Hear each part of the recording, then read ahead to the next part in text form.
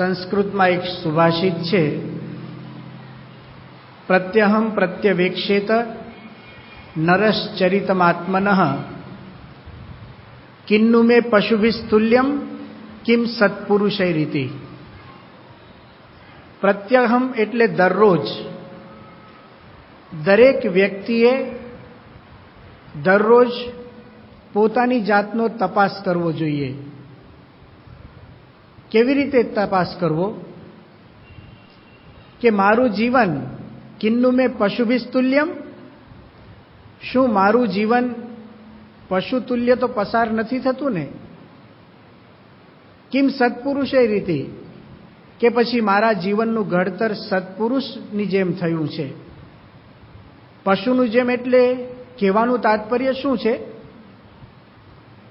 પશુઓ પણ જીવે છે અને અમુક સમાનતા પશુમાં અને આપણામાં પણ છે. જો આપણે એટલું જ કરીએ તો આપણે પશુઓ કરતાં કંઈ વિશેષ કરતા નથી. દાખલા તરીકે આહાર નિદ્રા ભય મૈથુનમ ચ સામાન્યમેતત્ પશુભિર્નરાણામ ધર્મો હિ તેષામ અધિકો વિશેષો ધર્મેણ હીના પશુભિ સમાના. આ શ્લોકની અંદર 4 વસ્તુઓ બતાવવામાં આવી. આહાર એટલે કે જમવું. જો ખાલી આપણે જમતા જોઈએ, સારું સારું જમતા શીખ્યા, પણ એ જમ્યા જ કહેવાય, એનાથી વધારે બીજું કંઈ ન થયું. એ તો પશુઓ પણ જમે છે. કદાચ માણસ જમે તો એમાં વિશેષતા એટલી કે એને જે ભાવે એવા મસાલા નાખીને જમે, અથવા તો વળી એને ઈચ્છા થાય તો કંઈક તળીને ખાય, બાફીને ખાય. ભગવાને આવી વ્યવસ્થા પશુઓને આપી નથી. ધારો કે આ કૂતરા છે, વાંદરા છે, ગધેડા છે, એ લોકોને કંઈક બાફીને ખાવું એવી ખબર જ ન પડે, પણ ખાવાની ખબર પડે છે. અમુક બાબતમાં તો માણસો કરતાંય વધારે ખબર પડે છે. વિજ્ઞાન એવું કહે છે કે પશુઓ જ્યારે બીમાર પડે ત્યારે ભૂખ્યા રહે, પણ માણસનું કંઈ નક્કી નહીં. એ તો બીમાર હોય ને તોય ખાય, એટલે પછી વધારે બીમાર પડે. પણ જો ખાલી આપણે જમતા જ હોઈએ તો પશુઓથી વિશેષ કાંઈ કર્યું નથી. આહાર. બીજી વાત છે નિદ્રા, એટલે કે થાક્યા પછી આરામ કરવો. સેજે સેજે ખબર પડે છે બધાને, માણસ થાકી જાય એટલે સૂઈ જાય, પશુઓ પણ થાકી જાય એટલે સૂઈ જાય છે. સેજે ભગવાને આ વાત મૂકેલી છે. જો આપણે એટલું જ કરતા હોઈએ તો પણ પશુઓ કરતાં વિશેષ નથી. ભય પામવું એટલે શું? પોતાનું રક્ષણ કરી લેવું. ક્યાંક આપણને લાગે કે અહીંયા મને મુશ્કેલી થાય એમ છે તો માણસ ત્યાંથી પાછો હટી જાય, પોતાની જાતનું રક્ષણ કરી લે. આટલું તો પશુઓને પણ આવડે છે. કોઈ કૂતરાની સામે આપણે લાકડી ઉગામીએ તો કૂતરો પણ ભાગી જાય છે. એને ખબર પડે કે લાકડી વાગે એટલે લાકડીથી ડરે છે. તો ખાલી આપણે આપણું રક્ષણ જ કરતા હોઈએ તો દરેક પશુઓ પણ પોતાની જાતનું રક્ષણ કરતા હોય છે. આહાર, નિદ્રા, ભય, અને ચોથી વાત આવે છે મૈથુન, કહેતા પોતાના જેવી પ્રજા ઉત્પન્ન કરવી. એ પણ મનુષ્ય કરે છે, પશુઓમાં પણ છે. જોઈએ છે કે દરેક પશુઓ પોતપોતાની પ્રજા ઉત્પન્ન કરે છે. અને એમાં સારંગપુરની અંદર અમારા સંત સ્વામી હતા, એક વિશેષ વાત કરે કે આપણે તો વળી દીકરા માટે માનતાય માનવી પડે, પ્રાર્થનાય કરવી પડે, પણ આ કૂતરા અને ભૂંડડા અને બધા હોય છે, કોઈ માનતા કરે છે? સંત સ્વામી આવું કહેતા. તો એક ને 5 ને 7 ને બધા કેટલા બધા બચ્ચા થતા હોય છે. તો પોતાના જેવી સંતતિ કરવી એ પણ મનુષ્યપણાનું લક્ષણ નથી. તો દરેક વ્યક્તિએ પોતાનો તપાસ કરવો કે મારું જે જીવન છે કિન્નુ મે પશુભિસ્તુલ્યમ કિમ સત્પુરુષૈરીતિ, શું મારું જીવન પશુ તુલ્ય છે કે સત્પુરુષ? સત્પુરુષ એટલે ગુરુ. મારું જે જીવન, એનું જે ઘડતર થાય છે એ ગુરુના જીવન પ્રમાણે થાય છે કે પછી એમને એમ જગતના પ્રવાહની અંદર આપણે તણાઈએ છીએ? આ વિચાર આપણે દરરોજ કરવો. આપણે અહીંયા કથા સાંભળવા માટે આવીએ છીએ અને દર અઠવાડિયે આપણે સત્સંગ સભામાં આવીએ છીએ. રવિવાર હોય તો આપણે મંદિરે પણ જઈએ છીએ, દર્શન કરવા પણ જઈએ છીએ. આનો મૂળ હેતુ શું છે? આપણા જીવનની અંદર સુધારો કરવો. સત્પુરુષને જોતા જઈએ અને દર અઠવાડિયે નવા નવા વિચારો આપણને મળે, એ વિચારો લઈને આપણે સુધારો કરવાનો છે. એટલા માટે આ બધું મોટું આયોજન કરવામાં આવે. આ સભાઓનું આયોજન પણ એના માટે છે. તમે જુઓ, દુનિયાની અંદર કોઈ પણ કંપની હોય, ગમે તેવું મોટું કારખાનું હોય, પણ અઠવાડિયે એક દિવસ રજા હોય. ઘણા રવિવારે રજા રાખે. આપણે ગાંધીનગર અક્ષરધામ છે તો એમાં દર સોમવારે રજા છે. કેમ રજા રાખે છે? આ બધા ફેક્ટરી હોય છે, ખાંડના કારખાના છે મોટા મોટા, બારડોલીમાં અને પછી મઢીમાં. એ તો 6 મહિના બંધ હોય ઘણીવાર. કેમ એ બંધ કેમ રાખવામાં આવે છે? શું બધું ઠપ પડી ગયું હોય છે? ના. 6 દિવસ સુધી સતત કામ ચાલ્યું એટલે કોઈ પણ વસ્તુ છે ને મેન્ટેનન્સ માગે. એટલે બધા રિપેરિંગ થાય. એમાં વસ્તુ વપરાણી હોય એટલે કંઈક બગડ્યું હોય, કંઈક તૂટ્યું હોય, કંઈક ફૂટ્યું હોય. કોઈ પણ સુધારો કરવો હોય કે કોઈ પણ વધારો કરવો હોય, એ રજાના દિવસોમાં થાય. એને મેન્ટેનન્સ કહેવાય. આપણે પણ ભગવાનની કથા વાર્તા સાંભળવા જ્યારે આવીએ ને ત્યારે મેન્ટેનન્સ કરવાનું છે. આપણા જીવનની અંદર બધો કચરો ઘૂસી જતો હોય છે, ખબર નથી પડતી. આમ તો ઘણાને ખબર પડે છે, જાણી જોઈને કચરો ઉઠાવીને નાખે છે, પણ ઘણાને ખબર નથી પડતી. અજાણતા આપણા જીવનની અંદર દુર્ગુણો પ્રવેશે છે, માયા પ્રવેશે છે. એની સાફસૂફી કરવાના આ દિવસો છે. અહીંયા બેસીને આપણે વિચાર કરીએ, સંતોએ આપણને જે વાત કરી હોય, બાપાના મુખ થકી આપણે વાત સાંભળી હોય, એ જે કંઈ ઉપદેશ છે ને એને યાદ કરીને એમાં જે વાત થઈ હોય એનો જીવન સાથે તપાસ કરીને સુધારા કરવાના આ દિવસો છે. કોઈ નવી ગાડી લીધી હોય તો એ ગાડી સચવાય ક્યારે? જો આપણે મેન્ટેનન્સ કરીએ તો. સમયે સમયે છે ને ગાડી સર્વિસ થઈ જવી પડે. હવે જે માણસના મેન્ટેનન્સમાં ઠેકાણું ન હોય એને તો ગમે તેવી કંપનીની ગાડી આપો ને તમે તો અઠવાડિયામાં ઠેકાણે પાડી દે. ખટારા જેવી કરી નાખે. કદાચ મર્સિડીઝ આપીએ ને એને તો મર્સિડીઝને ટ્રેક્ટર જેવી બનાવી દે અઠવાડિયામાં. કોણ? જેનામાં મેન્ટેનન્સની આવડત ન હોય એ માણસમાં. સંત સ્વામી બીજી એક વાત કરતા કે સારા ખેડૂતની ખબર કેવી રીતે પડે કે એના ખેતરનો શેઢો જુઓ ને એટલે ખબર પડી જાય ખેડૂત કેવો હશે. એમાં જ બધું ઘાસ ઉગેલું હોય ને જેવું તેવું હોય ને એટલે એનું ખેતર એવું હોય ને જેનું ખેતર એવું એટલે એનું જીવન એવું જ હોય. મેન્ટેનન્સ કરતા શીખવાનું. ગાડી બગડે એટલે ગેરેજમાં પહોંચી જ જવી જોઈએ. એની રાહ ન જોવાય પછી કે ચાલશે ચાલશે ચાલશે, વધારે ને વધારે બગડતું જાય. હા, એટલે આપણું મંદિર છે ને એ મોટું ગેરેજ સમજવાનું. આમ તો આ ગેરેજ જેવું જ છે ને, મોટો સભા મંડપ છે, ગેરેજ જેવું છે. મંદિર આપણું ગેરેજ છે. એમાં પાછું નારાયણ સભાગૃહ છે આપણું, એ બહુ મોટું ગેરેજ છે. બધી ગાડીઓ અંદર પાર્ક થઈ શકે એવી છે. મેન્ટેનન્સ કરવા પહોંચી જ જવાનું. આ બધા મેકેનિક છે આપણા અહીંયા સંતો બધા છે ને, બધા ગાડી રિપેર કરવાવાળા માણસો છે. ઘનશ્યામ બાપા મહંત છે, અહીંના મુખ્ય લીડર છે. પણ આખી ફ્રેન્ચાઇઝ છે BAPSની. આખી સંસ્થામાં બધું મેન્ટેનન્સનું કામ મુખ્ય સંભાળવાવાળા કોણ છે? પ્રમુખ સ્વામી મહારાજ. બાકી બધા એમના મદદનીશ કાર્યકરો છે. બધા અહીંયા ઘણા બધા 2,500 જેટલા કાર્યકરો છે. એ બધા જ શું કરે છે? ગાડીઓ રિપેર કરવાની, બીજું શું.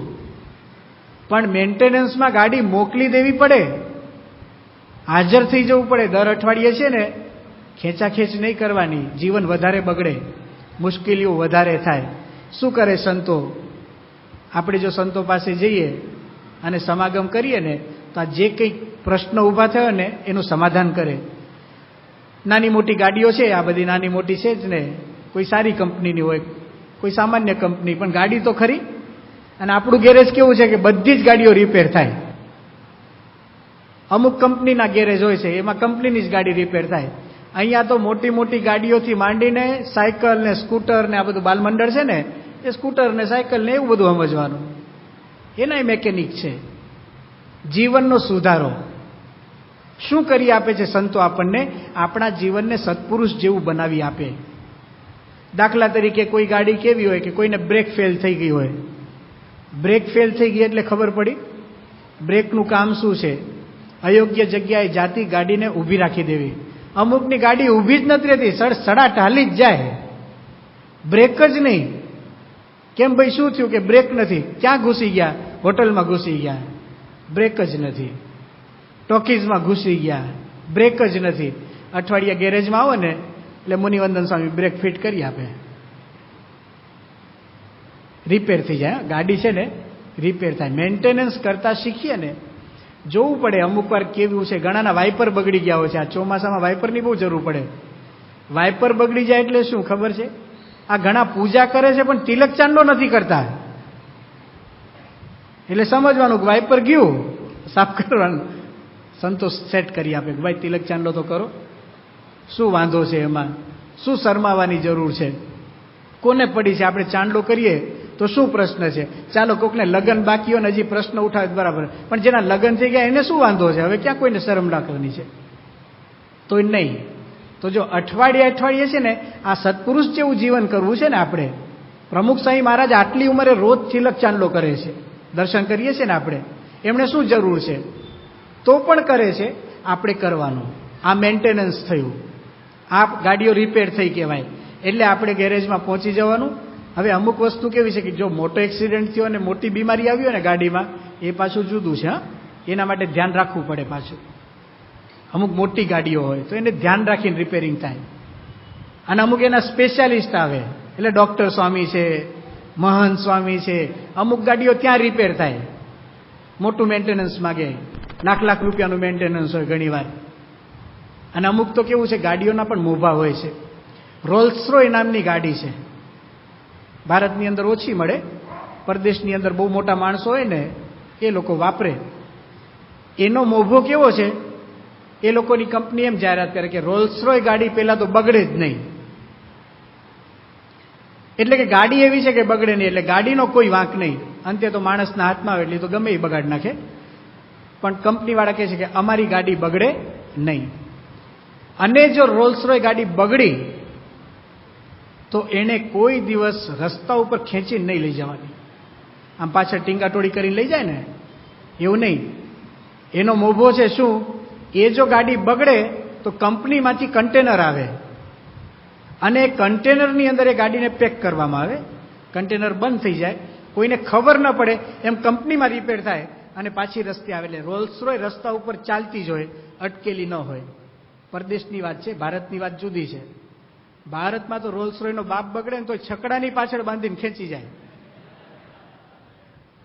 વાંધો અમારે કાંઈ વાંધો નથી. નહીં, મોભો છે ને કંપનીમાં રિપેર થાય. ભલે અમુક રોલ્સ રોય જેવા સત્સંગીઓ હોય, એનું રિપેરિંગ છે ને બાપા કરે. હા, બાપાને કરવું પડે છે. મેન મેકેનિક છે ને આપણા બાપા કરે. એ શું, સાવ મશીન ઠપ થઈ ગયું હોય ને જેનું, એ ચાલુ કરવાનું. ઘણા તો મશીન બદલવા પડે, નવા નાખવા પડે. કેવો એક્સિડન્ટ થયો છે, જીવનમાં શું બની ગયું આપણને ક્યાંથી ખબર છે. અમુક કામ પ્રમુખ સ્વામી મહારાજ જાતે કરે. જોઈએ છે કે બાપા પત્ર લખે, ટેલિફોન કરે, રૂબરૂ આવે ત્યારે વાતચીત કરે. કારણ શું? જેમ જેમ અમુક લોકોને છે ને નાસ્તિક ભાવ ઘૂસી ગયો હોય. હવે નાસ્તિકમાંથી આસ્તિક બનાવવા ને એ સામાન્ય મેકિંગ અમારું કામ નહીં. એમાં અમે તો કેટલું ટાયરમાં હવા ઓછી થઈ ગઈ, ભરી દઈએ થોડી, હાલે ગાડી. વાઇપર નાખવાના, થોડા બ્રેક નાખીને ઓઇલ ભરી દઈએ ને એવું બધું કરાય. મશીન નવું કરવું સત્પુરુષ. મશીન નવું કરવું એટલે શું? હૃદય પરિવર્તન, હાર્ટ ટ્રાન્સપ્લાન્ટ કરવાની વાત છે. જો આ સત્પુરુષનો ઉપયોગ આપણા જીવની અંદર કંઈક નાસ્તિક ભાવ ઘૂસી ગયો હોય ને, એ નાસ્તિક ભાવને કાઢવો હોય સત્પુરુષ વગર કોઈ જ નહીં કરી શકે. એનો આશરો કરવો જ પડે. 1982ની સાલમાં ડૉક્ટર સ્વામી પરદેશની અંદર હતા. એ વખતે બન્યું એવું કે એક જયંતભાઈ નામના ગુજરાતી હતા અને એમણે સ્વામિનારાયણ સંપ્રદાય સાથે કોઈ સંબંધ નહીં, ખબર પણ નહોતી કે સ્વામિનારાયણ સંપ્રદાય શું છે. પણ એ જયંતભાઈને એક દીકરા હતા અને ખૂબ જ ભણેલા. અમેરિકાની અંદર મેડિકલમાં ગોલ્ડ મેડલિસ્ટ અને ડૉક્ટર થયા. હવે તમે સમજો કે અમેરિકામાં કોઈ ડૉક્ટર થાય ને, એમાં ગોલ્ડ મેડલિસ્ટ હોય ને, એટલે એના ઘરે રૂપિયાના ઝાડ ઉગે. રોજ સવારે આમ ખંખેર લેવાનું, અને કોથળા ભરીને ઘરમાં મૂકી દેવાના. આટલા પૈસા કમાય. આ મેડિકલમાં ભણેલો છોકરો કરોડો રૂપિયા કમાય, એના લગ્ન થયા ને એકાદ મહિનો થયો તો એ પોતે દીકરો અને એમના ઘરવાળા બંને ફરવા માટે નીકળ્યા હશે ક્યાંક, અને ગાડીનો એક્સિડન્ટ થયો.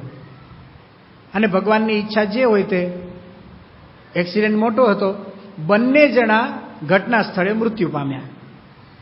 હવે જયંતભાઈના દીકરા એકનો એક છોકરો, એમાં આટલું બધું કમાય, અને એને જે ધ્રાસકો લાગ્યો જયંતભાઈને, શું ધ્રાસકો લાગ્યો કે મેં જિંદગીમાં કંઈ પણ ખોટું કામ કર્યું નથી અને મારો જ છોકરો કેમ ધામમાં ગયો.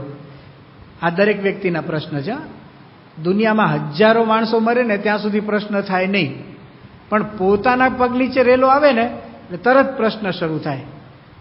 હવે એને થતું કે મારો દીકરો આટલો સારો, મારું કીધું કરે, અમે કોઈ દિવસ ખોટું બોલ્યા નથી, કોઈ માણસનું કંઈ ખરાબ કર્યું નથી, અને કેમ મારો જ દીકરો ધામમાં ગયો. અને આનું પરિણામ એ આવ્યું કે જયંતભાઈ પોતે કૃષ્ણ ભક્ત હતા. એમના ઘરમાં કૃષ્ણ ભગવાનની આખી આમ માનવ કદની મૂર્તિ હતી. કૃષ્ણ ભક્ત હતા, પણ એક જ પ્રસંગથી જીવમાં નાસ્તિક ભાવ આવી ગયો. અને સંસાર વ્યવહારમાં કંઈક પ્રશ્ન થાય ને એટલે પહેલો ફટકો કોને વાગે છે? ભગવાનને વાગે છે. બીજું બધું ચાલુ રાખે પણ ભગવાનમાં શ્રદ્ધા ઘટી જ જાય. આપણને ઓછા વધતા અંશે આ અનુભવ છે. ક્યાંક આપણને કંઈક ગડબડ થાય ને, આપણને મનમાં શું થાય, સારું મહારાજ અમારું કેમ નહીં સાંભળતા હોય, અથવા તો એમ થાય કે સાંભળે છે કે નથી સાંભળતા, પેલા ત્યાં જ પ્રશ્ન થાય. ભગવાન સાંભળે જ છે, પણ એને જેટલું કરવું હોય ને એટલું કરે. આપણે કહીએ એટલું કરે ને તો બધાને વડાપ્રધાન થવું છે, કેટલાને કરે ભગવાન?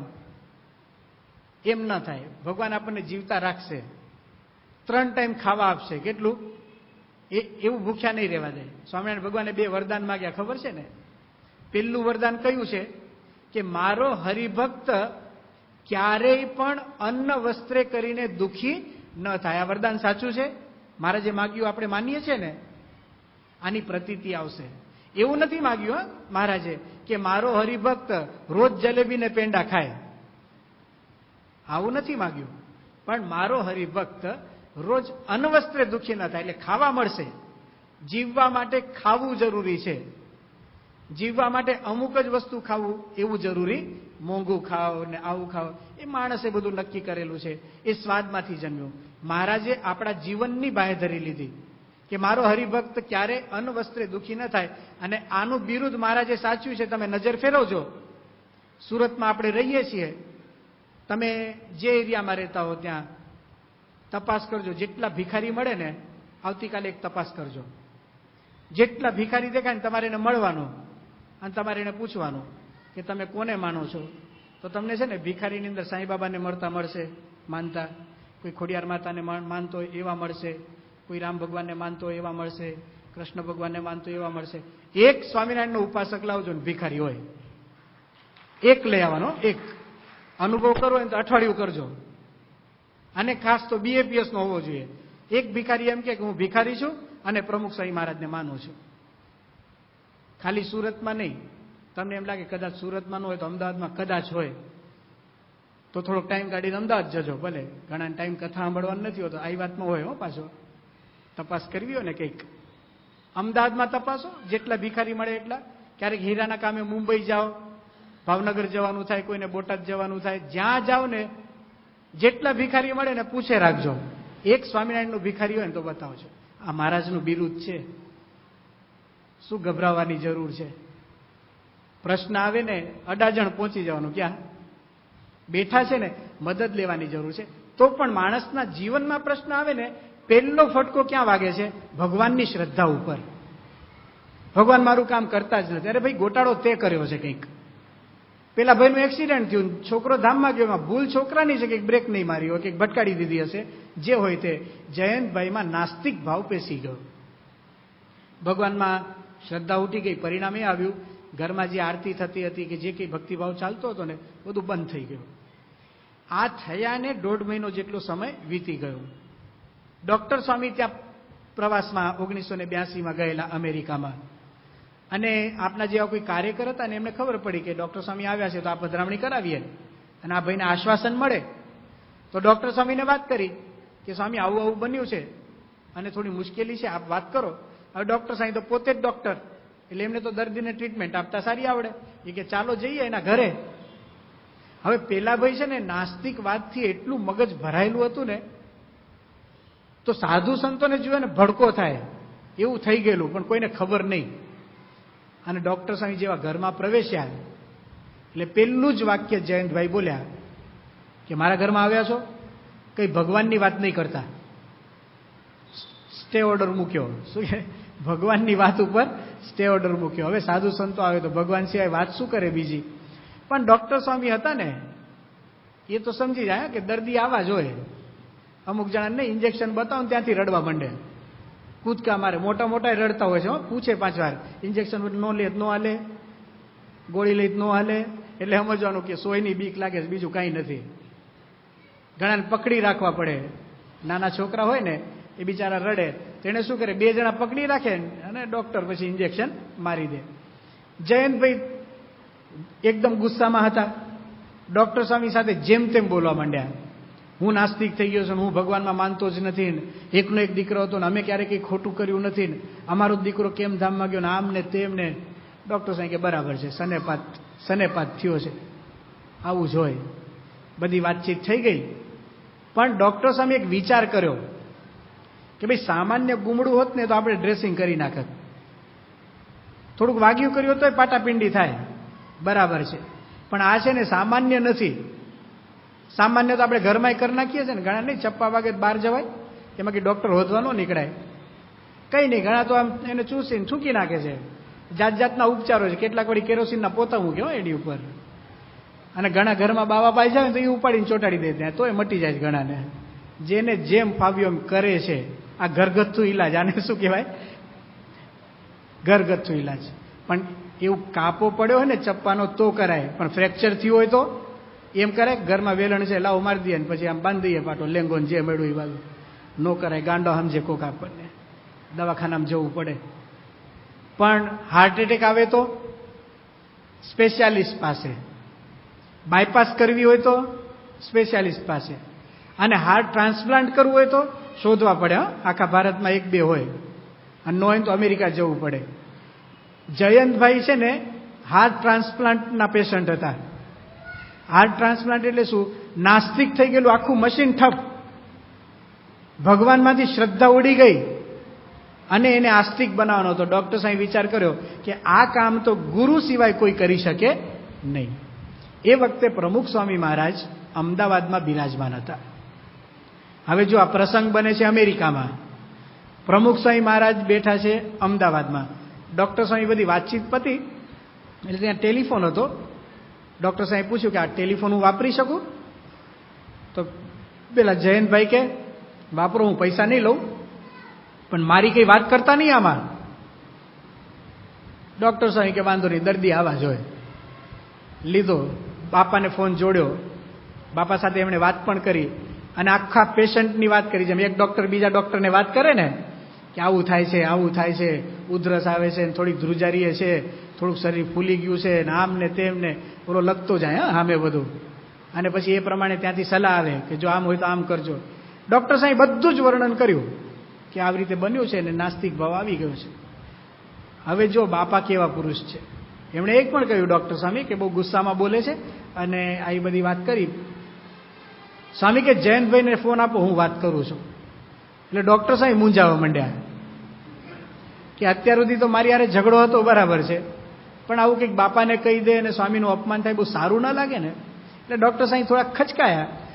તો સ્વામી ડોક્ટર સાહેબ કે આપો જયંતભાઈને આપો. જયંતભાઈને આપ્યો ફોન. હવે ડાયરેક્ટ બાપા વાત કરે છે. પેલા જયંતભાઈને પ્રમુખ સ્વામી મહારાજ કોણ છે એ ખબર નથી, સ્વામિનારાયણ સંપ્રદાય શું છે એ ખબર નહોતી. પ્રમુખ સ્વામી મહારાજની તો ક્યાંથી ખબર હોય. પણ જો દિવ્યતાની શું અસર છે. પ્રમુખ સ્વામી મહારાજે ટેલિફોનમાં જયંતભાઈ સાથે વાત કરી.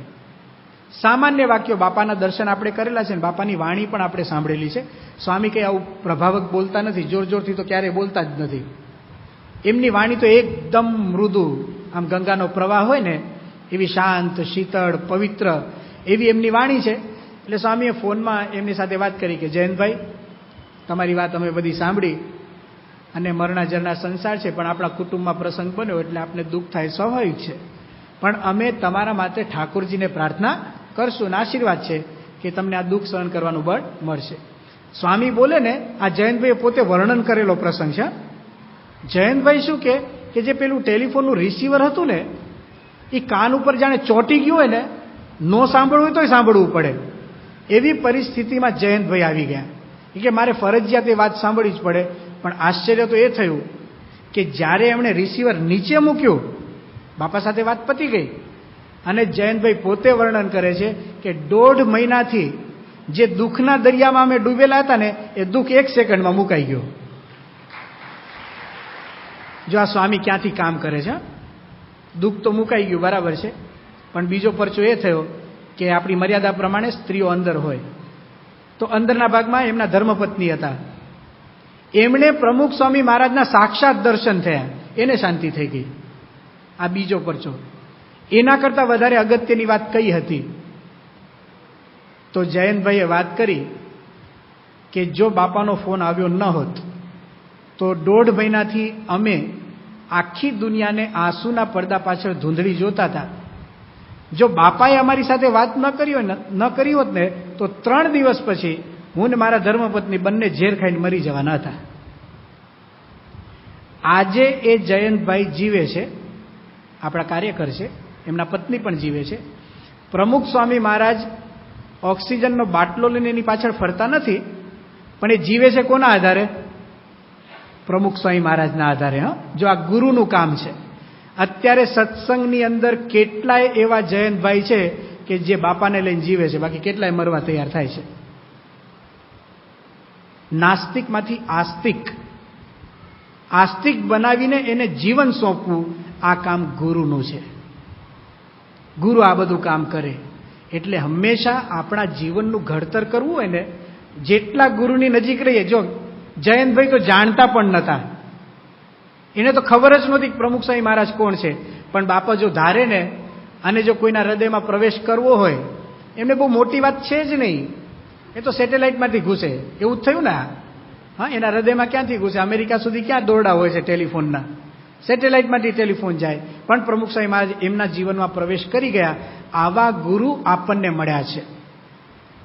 જે કંઈ લોકો ઉપર એમનો પ્રભાવ પડે છે ને, એમની સાચી સાધુતા છે. ધારો કે જયંતભાઈ નાસ્તિકમાંથી આસ્તિક થયા, એનું કારણ શું? બોલનાર સત્પુરુષ છે. સત્પુરુષ એટલે શું? સારા પુરુષ, સારા જીવનવાળા પુરુષ, સારી ભાવનાઓવાળા પુરુષ. આવા પુરુષ છે ને દુનિયામાં ઝાઝા ન હોય. આપણને પણ જો અત્યારે જેટલા સત્સંગીઓ બેઠા છે અહીંયા, દરેકને પ્રમુખ સ્વામી મહારાજ માટે ભાવ કેવો છે? ઉત્તમ ભાવ છે કે નહીં? આપણે બધાને પ્રમુખ સ્વામી મહારાજ ગમે છે કે નહીં? ગમે છે. એનું કારણ શું? એકવાર બાપાને આવો પ્રશ્ન પણ પૂછેલો. પ્રમુખ સ્વામી મહારાજ દક્ષિણ ભારતમાં વિચરણ કરતા હતા. એ વખતે એમની સાથે એક અતુલ મહેતા નામનો છોકરો ફરતો હતો. બધા એને ટીનિયો કહીને બોલાવતા. મુંબઈનો જ હતો ટીનિયો. અતુલ એનું નામ. એ સ્વામી સાથે ફરે. પ્રમુખ સ્વામી મહારાજને એક પ્રશ્ન પૂછ્યો કે બાપા, તમે હજારો માણસોના હૃદય ઉપર રાજ કરો છો, એ મને સમજાતું નથી. કેવી રીતે તમે આટલા બધા માણસોના હૃદય ઉપર રાજ કરો છો? એની વાત સાચી હતી. પ્રમુખ સ્વામી મહારાજને લાખો આપણા જેવા હરિભક્તો તો માને જ છે, એ તો એમના આશ્રિત છે, એમને ગુરુ તરીકે માને છે. પણ દુનિયામાં કેટલા એવા માણસો છે કે કદાચ એ પ્રમુખ સ્વામી મહારાજને ગુરુ તરીકે નહીં માનતા હોય, પણ પરમ પૂજ્ય પ્રમુખ સ્વામી મહારાજે આદર તો અત્યંત છે એમને, કે પ્રમુખ સ્વામી મહારાજ જેવા કોઈ સંત નથી. ખરેખર પ્રમુખ સ્વામી મહારાજનું કાર્ય તો અદ્વિતીય છે. આવું તો હિન્દુ હોય, મુસલમાન હોય, ક્રિશ્ચન હોય, કેટલાયને આવો ભાવ થયેલો છે. એટલે અતુલે આવો પ્રશ્ન પૂછ્યો કે સ્વામી, તમે અનેક લોકોના હૃદય ઉપર રાજ કરો છો, આમ મને ખબર પડતી નથી. સ્વામી કે દુનિયાની વાત જવા દે, તારા હૃદય ઉપર કેવી રીતે રાજ કરું છું ને એ વાત કર. એટલે પ્રશ્નને સંકુચિત કર્યો બાપાએ કે લોકોની વાત શું, તું તારી વાત કર ને. એટલે પેલો અતુલ વિચારમાં પડ્યો. માથું ખંજવાળવા માંડ્યો અને બાપાને કે બાપા, મારા હૃદય ઉપર તમે કેવી રીતે રાજ કરો છો ને એ ખબર પડતી નથી. ત્યારે સ્વામી એક સરસ મજાનું વાક્ય બોલ્યા. બાપા કે ખબર ન પડે અને રાજ કરે ને એનું નામ રાજ કર્યું કહેવાય. આ બધા રાજકારણીઓ શું રાજ કરવાના? જુઓ, હવે બધા જ પોતાનો વિચાર કરે કે આપણા હૃદય ઉપર પ્રમુખ સ્વામી મહારાજ રાજ કરે છે, એનું કારણ શું? હવે શોધો, શું કારણ છે? પ્રમુખ સ્વામી મહારાજ સારા કપડાં પહેરે છે એટલે આપણા હૃદય ઉપર રાજ કરે છે? કપડાં તો ભગવા છે, સારું તો કંઈ દેખાતું નથી એમાં. ભગવા કપડામાં શું સારું દેખાય? પ્રમુખ સ્વામી મહારાજની હેરસ્ટાઇલ છે કંઈ સ્પેશિયલ? એમના વાળ કંઈક સારા હોય તો લોકો જોવે ઊભા ઊભા, એટલે આપણા હૃદય ઉપર રાજ કરે છે? ના. મુંડન કરાવે છે દર 15 દિવસે. હવે આને કઈ સ્ટાઇલ કેવી એ ખબર નથી, કારણ કે આની નામ હજી કંઈ બહાર પડ્યા નથી. વચ્ચે કંઈક આવ્યું હતું, મુંડન કરતા હતા બધા. પેલી આનું નામ પડ્યું હતું, મુંબઈની અંદર વધારે પ્રચલિત થયેલું, ચાણક્ય કટ. શું કહેવાય એને? ચાણક્ય સિરિયલ બહાર પડી ને તો બધા મુંડન કરે. કોકના લગ્નમાં જાય ને તો ધોતિયું પહેરીને જાય હા પાછા, પણ લગ્ન પૂરતા જ. એક ફેશન તરીકે, પાછું રોજ પહેરવાનું કે ના પાડે. એ ધોતિયું પાછું તૈયાર હોય, પાટલી વાળવાનું ન હોય એમાં, પેલા દરજીએ સીવી જ નાખી લે, બહારથી ધોતિયું લાગે. પ્રમુખ સ્વામી મહારાજ આવું કંઈ જ નથી કરતા, તો પણ લોકોના હૃદય ઉપર રાજ કરે છે. આજે માણસ માત્રની એક વૃત્તિ છે. કઈ વૃત્તિ છે? મારે શોભવું છે, મારે સારા દેખાવું છે. કોઈ પણ માણસ હોય, આ વૃત્તિ તો છે જ એનામાં. આપણે બધા માણસો છીએ એટલે આપણા બધાની વૃત્તિ છે કે હું છે ને સારો દેખાવું, લોકની અંદર હું શોભી જાઉં. અને એટલે જુઓ કેટલા ઉધામાં માણસ કરે. આપણા બધા ખર્ચા છે ને એ મોટા ભાગના ખર્ચા સારા દેખાવા પાછળ છે. શરીરથી શરૂઆત કરીએ.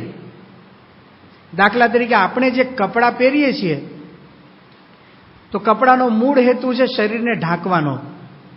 હવે મૂળ હેતુ તો કેટલાને ખબર હશે, ખબર નથી, પણ એટલું તો છે કે સારા કપડાં પહેરવા જોઈએ. એટલે માણસ જાય ને કપડાની દુકાનમાં એટલે પછી શરીરનો વિચાર ઓછો કરે. હા, કે મારા શરીર માટે કયું કપડું સારું? કોઈ દિવસ કોઈ વ્યક્તિને દુકાનમાં આ વિચાર નથી આવતો. એને કયો વિચાર આવે કે કયા કલરના કપડામાં હું સારો દેખાઈશ? એનું સંશોધન કરે, એક કઢાવે, બીજું કઢાવે. આ મોંઘવારી છે એટલે વાત કરીએ છીએ. બધા કહે છે ને મંદી છે ને, બધા સંતો આગળ વાત કરતા હોય છે, બધા પ્રાર્થના કરો અમારા માટે, સ્વામી ક્યારે બધું થશે ને આવું કહે છે ને, એટલે થોડોક વિચાર આપીએ છીએ. તો માણસ સિલેક્શન કરે ત્યાં. હવે એને સામાન્ય વસ્ત્ર હોય એ નથી ચાલતું. કેમ? કે એવું પહેરીએ ને તો બે જણા કહે, લ્યો આવું સામાન્ય પહેરીને આવો. અરે અત્યારે તો ફલાણી ફેશન છે ને, આમ છે ને તેમ છે ને. સારા દેખાવા નિભાવના. એટલે દુકાનમાં જાય ને એટલે મોંઘું કાપડ લઈ આવે, પછી પટ્ટા બટ્ટા બરાબર લાગે છે કે નહીં એ જુએ.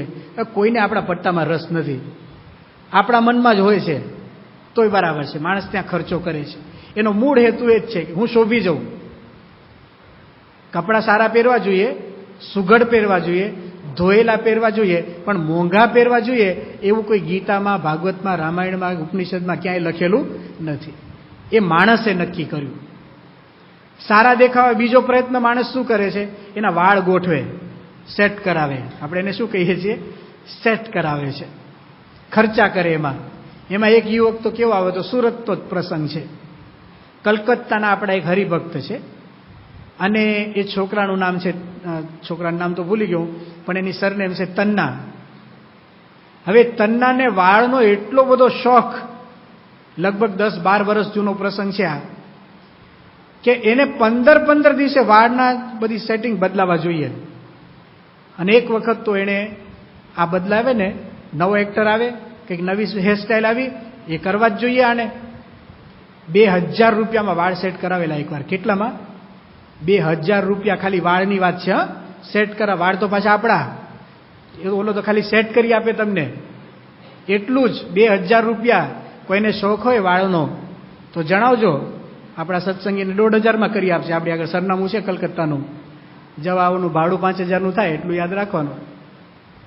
માણસને જો આવી ટેવ પડે અને ધારો કે આ મોંઘવારીમાં કોકને આવા વાળ સેટ કરાવવાની આદત હોય અને આવા 1500ના ખર્ચા કરે, એટલે એના બાપુજીએ તો મુંડન જ કરવાનો વારો આવે. 1500 કાઢે ક્યાંથી? ના. તો પણ શોભવું છે ને, કરશે, દેવું દઈને કરશે. હા, ઘણા એવા હોય છે શૂરવીર, ગમે તેમ આપણે સારા લાગવા જોઈએ, કપડામાં સારા લાગવા જોઈએ, વાળમાં ખર્ચા કરે, વાળને રંગે, જાત જાતના રંગ. પહેલા તો ખાલી એક કાળો કલર હતો, હમણાં એક બીજો એક કલર આવ્યો છે, એનાથી રંગે છે. ઘણા બૂટ પહેરે. તો પેલા બૂટનો હેતુ શું હતો? કે ગરમી ન લાગે, ઠંડીનો તો આપણે ભારત દેશમાં પ્રશ્ન જ નથી, આપણે બરફ ઉપર ચાલવાનું આવતું નથી. છતાં પણ આપણે અલગ અલગ પ્રકારની બધી શોધ કરીને એમાં પણ ખર્ચા. કેમ? કે હું બૂટ પહેરું, સારો લાગુ. કોઈ પણ વ્યક્તિના મનની અંદર એક વિચાર તો છે જ, હું શોભી જાઉં, લોકો મને જુએ ને એટલે લાગુ છે કે ના બંદો લાગે છે બહુ સારો, એવું એના મનની અંદર થવું જોઈએ. હવે કેટલાક લોકોને કેવું હોય છે કે ભગવાને જ રૂપ નથી આપ્યું હતું. એક સર્વેક્ષણ કર્યું, એની અંદર પરિણામ એવું આવ્યું કે 97% લોકોને પોતાના રૂપથી સંતોષ નથી. અરીસામાં આમ જોવે ને તેને એમ લાગે કે આમ ફલાણા જેવું મારું મોઢું નથી, ઉદાસ થઈ જાય. એટલે પછી એ શું કરે? પોતાના મોઢાને શણગારે, પાવડર લગાડે, ફલાણું કરે, ઢીકણું કરે. એટલે મોંઘવારી છે, મંદીની વાત કરે છે, ઘરમાં પાવડરનો ડગો શું કામ રાખ્યો છે? ને એ તો જોશે જ હા પાછો. એ કાઢવા કોઈ તૈયાર નથી. કેમ? સારા દેખાવાની ભાવના, મારે શોભવું છે. આવું તો ગણતરી કરવા જઈએ ને કેટલું નીકળે, એક પછી એક પછી એક છોકરાને મૂંઝવણ થઈ આમાંથી જ. પ્રમુખ સ્વામી મહારાજ પાસે સંતો લઈ શું મૂંઝવણ થઈ? આપઘાત કરવાનો વિચાર આવે છે યુવાનને. કેમ? કે બાપા મારા મોઢા ઉપર ખીલ બહુ ઉગે છે ને એટલે. સ્વામી કે એમાં ખીલ ઉગે, એમાં આપઘાત શું કરવાનો? કે એમ ખીલને પ્રશ્ન નથી કે મારા મોઢા ઉપર ખીલ જોઈને કોઈ છોકરી લગ્ન કરવા તૈયાર નહીં થાય. આ ઘણાને પ્રશ્ન હશે. જો સારા દેખાવાની ભાવના, એના માટેના પ્રયત્નો. થોડો વિચાર કરીએ, આખી દુનિયામાં 2 પ્રકારના માણસો છે. એમાં એક પ્રકાર એવો છે કે જે લોકો આપણને ઓળખે છે, અને બીજો પ્રકાર એવો છે કે જે લોકો આપણને ઓળખતા નથી. આ 2 સિવાયના તો કોઈ લોકો છે જ નહીં ને. હા, માણસ બુદ્ધિશાળી પ્રાણી છે ને. આપણે થોડો વિચાર કરી લઈએ. આજે આપણે એક વ્યવહાર લઈને બેઠા છીએ એટલે દરરોજ આપણે વ્યવહારનો વિચાર કે જમાન ઉધાર પાછું રોજ ચોપડા માંડીએ છીએ. બુદ્ધિશાળી વ્યક્તિ છીએ, ધર્માદો કરીએ ત્યારે વિચાર કરીએ છીએ, તો ખર્ચામાં થોડો વિચાર કરીએ. 2 પ્રકારના દુનિયામાં માણસો છે. એક પ્રકાર એ છે કે એ લોકો આપણને ઓળખે છે, અને બીજો પ્રકાર એ છે કે જે લોકો આપણને ઓળખતા નથી. હવે જે લોકો આપણને ઓળખે છે, શું એ લોકો આપણા કપડાં જોઈને આપણને ઓળખે છે? આપણા મનને આ પ્રશ્ન પૂછીએ કે હું સારા કપડાં પહેરું તો જ અમુક માણસો મને ઓળખે, અને સામાન્ય કપડાં હોય તો મને ન ઓળખે. આવું ખરું? એવું હોય તો શું થાય ખબર છે? આજે તમે આ કપડાં પહેરીને આવ્યા ને, અને આવતીકાલે જો તમે કપડાં બદલો, તમારે પૂછવું પડે કે તમે કોણ છો, તમને ક્યાંક જોયા એવું લાગે છે. પછી તમે પાછા જે હતા એ કપડાં પહેરીને આવો તો આવો તમે એ જ છો, એવું થાય ક્યારે? ના. જે લોકો આપણને ઓળખે છે એ આપણા કપડાથી આપણને ઓળખતા નથી. જે ઓળખે છે એ આપણી હેરસ્ટાઈલ જોઈને ઓળખે એવું નથી. આજે બધાને વાળ છે ને, તમે કાલ મુંડન કરી આવજો, કાલે જે એક દિવસ છે પારાયણનો, બધા મુંડન કરી આવજો, ઓળખાણ પડશે. ખબર પડી જાય કે આ ફલાણા હરિભક્ત છે, આ ફલાણા હરિભક્ત છે, તરત ઓળખાણ પડે. આનો અર્થ શું થયો? ઓળખીતા માણસો માટે વાળના પણ ખર્ચા કરવાની જરૂર નથી. ઓળખીતા માણસો માટે કપડાં તમે સારા પહેરશો ને તોય ઓળખશે. ઓળખીતા માણસો બૂટ જોઈને ઓળખે એવું પણ નથી. ચાલો તો ઓળખીતા માણસો માટે આવા ખર્ચાની જરૂર નથી. અને જે ખરેખર ઓળખે છે ને આપણને, એને તમે લાખ રૂપિયાના કપડાં પહેરો ને, અને 50,000 રૂપિયાના બૂટ હોય, અને 2,500 વાળું સેટિંગ કર્યું હોય ને વાળમાં, તો પણ એ શું બોલે ખબર છે? આ ભલે ગમે એટલા સારા કપડાં પહેર્યા, હું એને ઓળખું છું, કેવો છે. એ કઈ ઓળખાણ છે? એનો વિચાર કરવાનો છે. જાણીતા માણસો માટે આવા ભપકા કરવાની કઈ જરૂર નથી. હવે બીજો વિચાર કરીએ કે જે લોકો નથી ઓળખતા. હવે જે ઓળખતા જ નથી એને આપણા કપડાની પડી નથી. એને તમે શું પહેરો છો ને શું નથી પહેરતા, શું ખાઓ છો ને શું નથી ખાતા, કંઈ પડી નથી. અને એકવાર પ્રયત્ન કરી જોજો, સરસ મજાના કપડાં પહેરીને 4 રસ્તાની વચ્ચે ઊભા રહેવાનું, અને કેટલા આપણા દર્શન કરવા ઊભા રહે જોજો. આઘા કાઢી મૂકે, પેલા પોલીસ વાળો ઉઠાવી જાય, વચ્ચોવચ ક્યાં ઊભો રહ્યો, કોઈક હડફેટે લઈ લે આપણને. કોઈ નવરો નથી, જોવા માટે કોઈ નવરું નથી. હવે ઓળખીતા માટે જરૂર નથી, ઓળખતા નથી એને તો આપણા અસ્તિત્વની જ ખબર નથી, આપણે છીએ કે નહીં એ ખબર નથી એને, એના માટે ખર્ચાની જરૂર નથી. તો હવે આપણે વિચાર કરીએ કે આ બધો ઉધામો કોના માટે? બુદ્ધિશાળી માણસે વિચાર તો કરવો જોઈએ ને. ચાલે જ રાખે. કોઈ આપણને કહે ને, કોઈક આપણા ઘરમાં આવે અને ઘરમાં આમ જુએ કે પેલું ડાઇનિંગ ટેબલ નથી, તો ઘણા એવી વાત કરવા જ આવે, આમ કે મળવા આવ્યો છું, પણ મળવું ન હોય, આમ ઘર જોતો હોય બેઠો બેઠો, શું આવ્યું શું નથી આવ્યું તપાસ કરતો હોય. અને પછી એમ કે ઓહો, તમારા ઘરે હજી ડાઇનિંગ ટેબલ નથી? ફલાણાના ઘરમાં ડાઇનિંગ ટેબલ આવી ગયું, નાના ઘરમાં આવ્યું. આપણને ખરેખર એવું લાગે, સારું ડાઇનિંગ ટેબલ વગર કેવું લાગે, હવે મનાઈ જાય માણસને. લોકો શબ્દો નાખે ને મનાય. હવે તેવડ નો હોય, ઘણીવાર જરૂર જ નથી હોતી, તો કોક કહી ગયા ને, એમાં જો 2 જણા કહી ગયા આવીને, તો ત્રીજે દાડે ઉપડે. જ્યાં ડાઇનિંગ ટેબલ વેચાતું હોય ને, આમ જઈને જોવે કયા કયા ભાવમાં મળે છે, આમ ને તેમ ને. 2-4 દાડામાં તો ઘરમાં આવી જ જાય. એટલે અત્યાર સુધી એમને એમ જમતા હતા, પલાઠીવાળીને આખું ઘર, અને કંઈ વાંધો નહોતો આવતો, જે ખાઈએ પછી જતું હતું. અને ડાઇનિંગ ટેબલ ક્યાંથી આવી ગયું? ટેવ તો હોય નહીં, પણ કોકે કીધું ને હવે દેખાવ, આ બધો શું થઈ ગયો? અમારા ઘરમાં ડાઇનિંગ ટેબલ હોવું જોઈએ. અને પછી તો ટેવ ન હોય ને લાવીને મૂક્યું હોય ને, પછી તો અમે જોઈએ છે ઘણીવાર ડાઇનિંગ ટેબલની શું હાલત હોય, ગાદલા ને ગોદડા ને ખુરશી ને બધું ઉપર ચડાવ્યું હોય, શોભવા માટે. લોકમાં અમે સારા દેખાઈએ, બરાબર છે, સારા દેખાવું છે ને. પ્રમુખ સ્વામી મહારાજ સારા દેખાય છે કે નહીં? વાત આપણે એ કરતા હતા. હજારોના હૃદય ઉપર રાજ કરે છે. નથી એમને ડાઇનિંગ ટેબલનો પ્રશ્ન, નથી એમને કોઈ હેરસ્ટાઇલ, નથી કોઈ કપડાના ખર્ચા. થોડોક સમય જોજો, થોડીક તેજી આવે ને, પટ્ટાના રંગ બદલાવા માંડે, કપડાં બદલાવા માંડે, આમ બધું જ જોજો, આખું હરિયાળી છવાઈ જાય. આખા સુરતમાં છે ને બધું જ બદલાય. પ્રમુખ સ્વામી મહારાજ સુખમાં કે દુઃખમાં એક સરખી રહેણી કહેણી, કોઈ જ પરિવર્તન નહીં. તો ખરેખર સારા દેખાવું હોય ને, તો એમાં બાહ્ય દેખાવ કરવાની જરૂર નથી, સારા થવાની જરૂર છે. શોભવા માટે શું કરવાનું છે? સદ્ગુણ લાવવાના છે. એ આપણને પ્રમુખ સ્વામી મહારાજના જીવનમાંથી ખબર પડશે. શોભવું એટલે શું? સાધુતાના ગુણ. સ્વામીશ્રીનો શ્લોક બોલીએ છીએ આપણે રોજ. આરતી પૂરી થાય, આપણી ગુરુ પરંપરાનું અષ્ટક બોલાય છે. એમાં પ્રમુખ સ્વામી મહારાજનું એક અષ્ટક આપણે બોલીએ છીએ, એક શ્લોક બોલીએ છીએ, શોભો સાધુ ગુણે.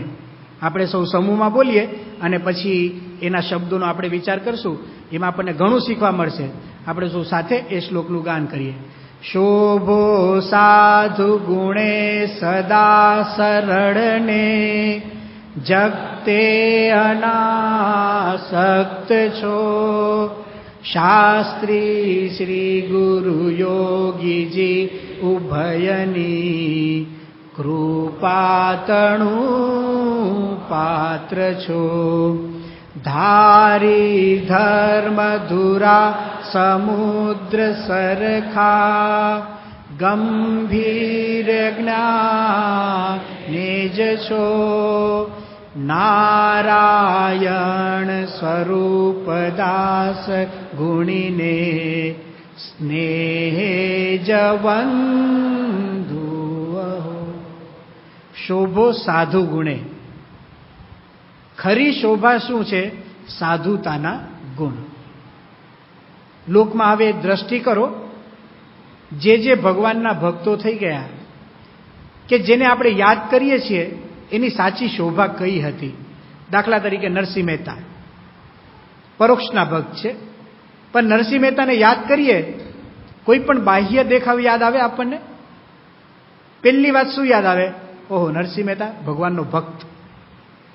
જો સાધુતાના ગુણ છે એટલે આપણે એને યાદ કરીએ છીએ. નરસિંહ મહેતાનું કોઈ ચિત્ર દોરવા બેસે તો નરસિંહ મહેતાના સાધુતાની અસર દોરનાર ઉપર પડે, અને એ છે ને એકદમ સાદાઈ વાળું ચિત્ર દોરે. એના મનમાં જ સાદાઈ આવી જાય. એના કપડાં સાદા પહેરાવે. કોઈ દિવસ કોઈ સુટેડ બુટેડમાં નરસિંહ મહેતાનું ક્યાંય ચિત્ર જોયું?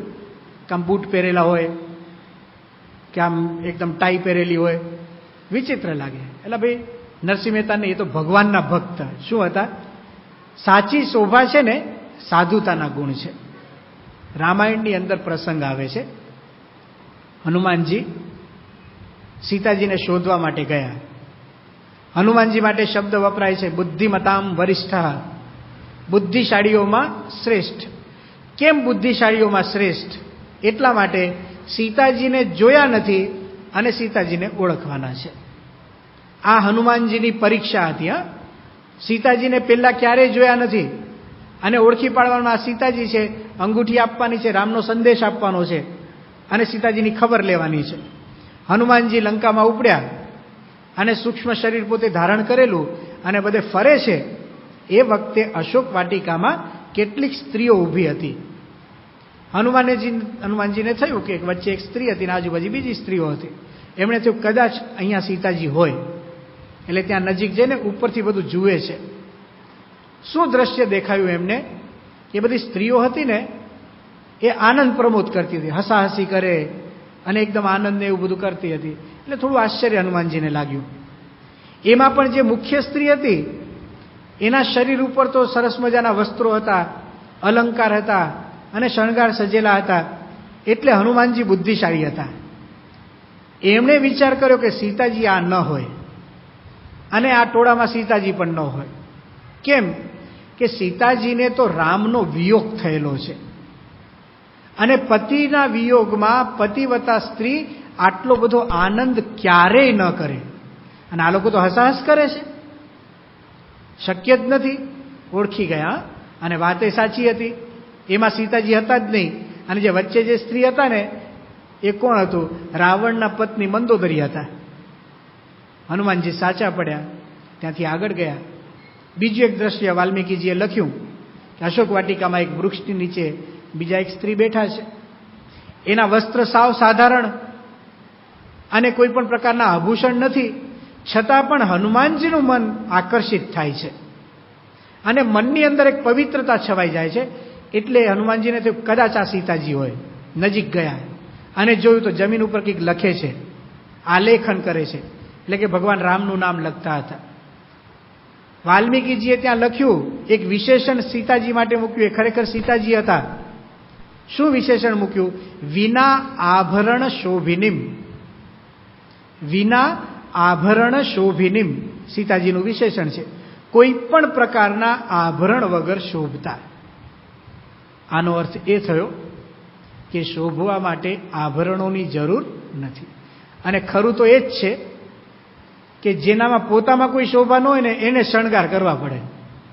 એ તો નક્કી જ થઈ ગયું. શણગાર સજે એટલે સમજવું કે એને શોભા ખૂટે છે. આપણે બધા હરિભક્તો છીએ. સાચી શોભા શું છે? સાધુતાની. પતિવ્રતાપણું સીતાજીમાં છે, નરસિંહ મહેતાની અંદર ભક્તપણું છે, એ લોકો શોભે છે. આપણે પણ સાચી શોભા લાવીએ. પ્રમુખ સ્વામી મહારાજ સાધુતાની શોભા લઈને બેઠા છે. શોભો સાધુ ગુણે. સાધુતાના ગુણ કેવળ સંતોએ જ લાવવાના એવું નથી, દરેકે લાવવાના હોય. એના અધિકારી બધા જ છે. જે લાવે એ વ્યક્તિ પોતે સુખી થાય. હવે આ સાધુતાના ગુણ એટલે શું? એની શરૂઆત ક્યાંથી કરવી? તો અહીંયા આ શ્લોકમાં શું કહ્યું? શોભો સાધુ ગુણે. પછી શબ્દ શું આવે છે? સદા સરળ. સરળતા એ સાધુતાનો પહેલો ગુણ છે. આપણા ઘરની અંદર, કુટુંબની અંદર કેટલાક પ્રશ્નો છે અને એકબીજાને અણબનાવ થાય છે, અણગમો થઈ જાય છે. એ અણગમાનું મુખ્ય કારણ કંઈક જો હશે ને તો વિચાર કરશું તો દેખાશે સરળતાનો અભાવ. કોઈને નમવા માટે તૈયાર નથી. પોતાનો જ એકડો સાચી રાખવો છે. બસ હું કહું એમ જ થવું જોઈએ. મારા ઘરની અંદર બીજા કોઈનું ચાલે નહીં. અને એના ઝઘડા, પતિ પત્નીમાં ઝઘડા થાય. પહેલાં તો કેવું હતું શરૂઆતની અંદર, હવે અત્યારે બધા કુટુંબોમાં પ્રશ્ન કેવા આવે છે કે ગામડાની અંદર બે ભાઈઓ હોય તો ભેગા જ રહેતા હોય, પણ હવે એક શહેરીકરણ આપણું થયું તો હવે છૂટા ઘરની પ્રથા એક શરૂ થઈ ગઈ. ઘરની અંદર બહારથી સ્ત્રી આવે, લગ્ન કરીએ એટલે એક અલગથી વિચારધારા આવે અને એને લઈને પ્રશ્નો ઊભા થાય ને એટલે પહેલાં છે ને ઘર છૂટા પડે. બે ભાઈઓ જુદા જાય તો છૂટા ઘર થઈ ગયા. ચાલો બે ભાઈઓ અલગ અલગ ઘરમાં રહે છે, શાંતિથી રહેતા હોય. પણ છૂટા ઘરથી હવે પ્રશ્ન મળતો નથી. પેલા ઘર છૂટા થયા, હવે તો 2 જ જણા છે, પતિ પત્ની જ છે. છૂટા ઘરમાંથી બીજો પ્રશ્ન શરૂ થયો, છૂટા છેડા છે. ઘર શબ્દનો અર્થ શું? સંસ્કૃતમાં ઘર શબ્દ માટે ગૃહમ શબ્દ વપરાય છે. ગૃહમ એટલે શું? એ બન્યો છે ગૃહ નામના ધાતુ પરથી. ગ્રહણ કરવું એટલે કે સ્વીકાર કરવો. જે ઘરની અંદર એકબીજાનો સ્વીકાર થતો હોય ને એને જ ઘર કહેવાય. સંસ્કૃતમાં એનો અર્થ એવો છે કે દરેક વ્યક્તિ એકબીજાનો સ્વીકાર કરે. હવે સ્વીકારવાની વાત જ નથી, કોઈ નમવા તૈયાર નથી, સરળતાનો અભાવ. એટલે પેલા છૂટા ઘર અને પછી બીજું શું આવી ગયું? છૂટા છેડા. અને જુઓ સમાજના પ્રશ્નો એના મૂળમાં આ બધું છે. છૂટા છેડા જો ઓછા કરવા હોય ને સરળતા લાવવી પડે, મૂકવું પડે. આપણને થાય કે ફલાણો મૂકે ને તો હું મૂકું, સમાધાન જ નહીં થાય. સરળતા લાવવી જ પડશે. આપણે ઘણીવાર અપેક્ષા રાખીએ. કેટલી? હવે 2 જણાને પ્રશ્ન હોય ને તો આપણે કેટલી અપેક્ષા રાખીએ? ભાઈ તમે થોડુંક મૂકો ને હું થોડુંક મૂકું. બરાબર છે ને? આ આપણી માન્યતા છે. પ્રમુખ સ્વામી મહારાજને પૂછવામાં આવ્યું કે 2 વ્યક્તિઓ વચ્ચે સંઘર્ષ હોય તો એણે કેટલું મૂકવું અને આપણે કેટલું મૂકવું, ટકાવારી. તો કેટલા ટકા રાખ્યા હશે પ્રમુખ સ્વામી મહારાજે? સામેવાળાએ કેટલા ટકા હોય અને આપણે કેટલું જતું કરવું? તો આપણું મન શું કે ખબર છે? 50-50%. 50% એ મૂકે અને 50% આપણે મૂકીએ. સમાધાન. 2 બાજુ 50%ની સરળતા આવી જાય તો પ્રશ્નનું સમાધાન. ના, સ્વામી એમ બોલ્યા છે 100% આપણે મૂકવાનું છે. આ સરળતા વગર શક્ય નથી. 100% આપણે છોડવું એટલે આપણને થાય કે ભાઈ 100% આપણે છોડીએ તો આ આખું ઘર હું તો હાવ ફેંકાઈ જઈશ ખૂણામાં, આપણી કિંમત શું? બસ આ પ્રશ્ન છે ને ચાલુ જ રહેશે. છૂટાછેડાનો અંત આવવાનો નથી. પેલા છૂટા ઘર હતા, પછી છૂટાછેડા ઉપર આવ્યા. હવે ઘણીવાર કેવું છે, છૂટાછેડા નથી લેવાતા અને બનતુંય નથી પાછું. આની તો હજારોની સંખ્યા છે. એક્સ્ટ્રીમ ઉપર જાય ને એટલે છૂટાછેડા ઉપર આવે. પણ ઝીણી ઝીણી કચકચ તો ચાલુ જ છે, લગભગ ઘરમાં હોય. એને શું કહેવાય ખબર છે? લાગણીનો તંતુ વિચ્છેદ. પેલા જેવો પ્રેમ હતો ને એ નથી, પેલા જે લાગણી હતી ને એ નથી. હવે કેવું બધું કામથી કામ ચાલે, ચૂપચાપ બધું ચાલે. ઘરમાં એકદમ શાંતિ હોય. ઘણાના ઘરમાં અવાજ જ ન આવે. તો આપણને શું લાગે? શાંતિ હશે. શાંતિ નથી ભાઈ, અબોલા છે. કાં તો બોલ બોલ જ કરે એટલે બાજવાન થાય અને કાં અબોલા થાય. 2 એક્સ્ટ્રીમ. બોલે ત્યારે ઝઘડો કરે અને ન બોલે તો ન જ બોલે. અબોલાને શાંતિ ન કહેવાય, એને સ્મશાન શાંતિ કહેવાય. શું કહેવાય? સ્મશાનમાં શાંતિ જ હોય છે, અવાજ નથી હોતો ત્યાં. પણ એ ગમે કોઈને? કોઈને શાંતિથી વાંચવું સ્મશાનમાં જઈને બેસે? કંઈક મનન કરવું છે કે ભાઈ શાંતિ જગ્યા શોધવી, જઈએ સ્મશાનની અંદર, અવાજ નથી હોતો. એ બેકાર હોય, એ ભયંકર હોય. એ શાંતિ છે ને ભયંકર હોય. આપણા ઘરની અંદર આવી શાંતિ જો આવી જાય ને એ ભયંકર છે. એનું કારણ શું? પણ સરળતાનો અભાવ. પ્રમુખ સ્વામી મહારાજની સાધુતાનો પહેલો ગુણ છે સરળતા. કેટલા સરળ છે એ તો જુઓ સ્વામી. આપણને કોઈને ભારરૂપ લાગતા નથી. આપણે જેમ કહીએ ને, અત્યાર સુધી એમણે એમ કર્યું છે. એકવાર તો પ્રમુખ સ્વામી મહારાજ લંડનમાં બિરાજમાન હતા અને એક બાળક સીધો જ એમની રૂમમાં પહોંચી ગયો અને સ્વામી બાપાને કે મને વાર્તા કોને? સીધો જ. બાપા શું કરતા હતા? પત્ર લેખન. એકદમ મશગુલ સંપ્રદાયના કામની અંદર. નાનો છોકરો, લંડનનો પ્રસંગ. હવે ભગવાનનું કરું, કોઈએ રોક્યો નહીં એને. ઘૂસી ગયો બાપાના રૂમમાં અને સ્વામીની સામે ઉભો રહીને કે મને વાર્તા કોને? સ્વામીએ જોયું કે આ તો નાનો છોકરો છે. હવે ક્યાં BAPSના પ્રેસિડેન્ટ ને ક્યાં બાલમંડળનો છોકરો, કે મેળ જેવું લાગે છે આમ કોઈ લેવલ? પણ સ્વામી એની સામે જોઈને પહેલા કહ્યું વાર્તા કો. આદેશ છે, નાના બાળકનો આદેશ, વાર્તા કો. બાપા આજ્ઞા પાડે છે. સ્વામીએ શું કર્યું?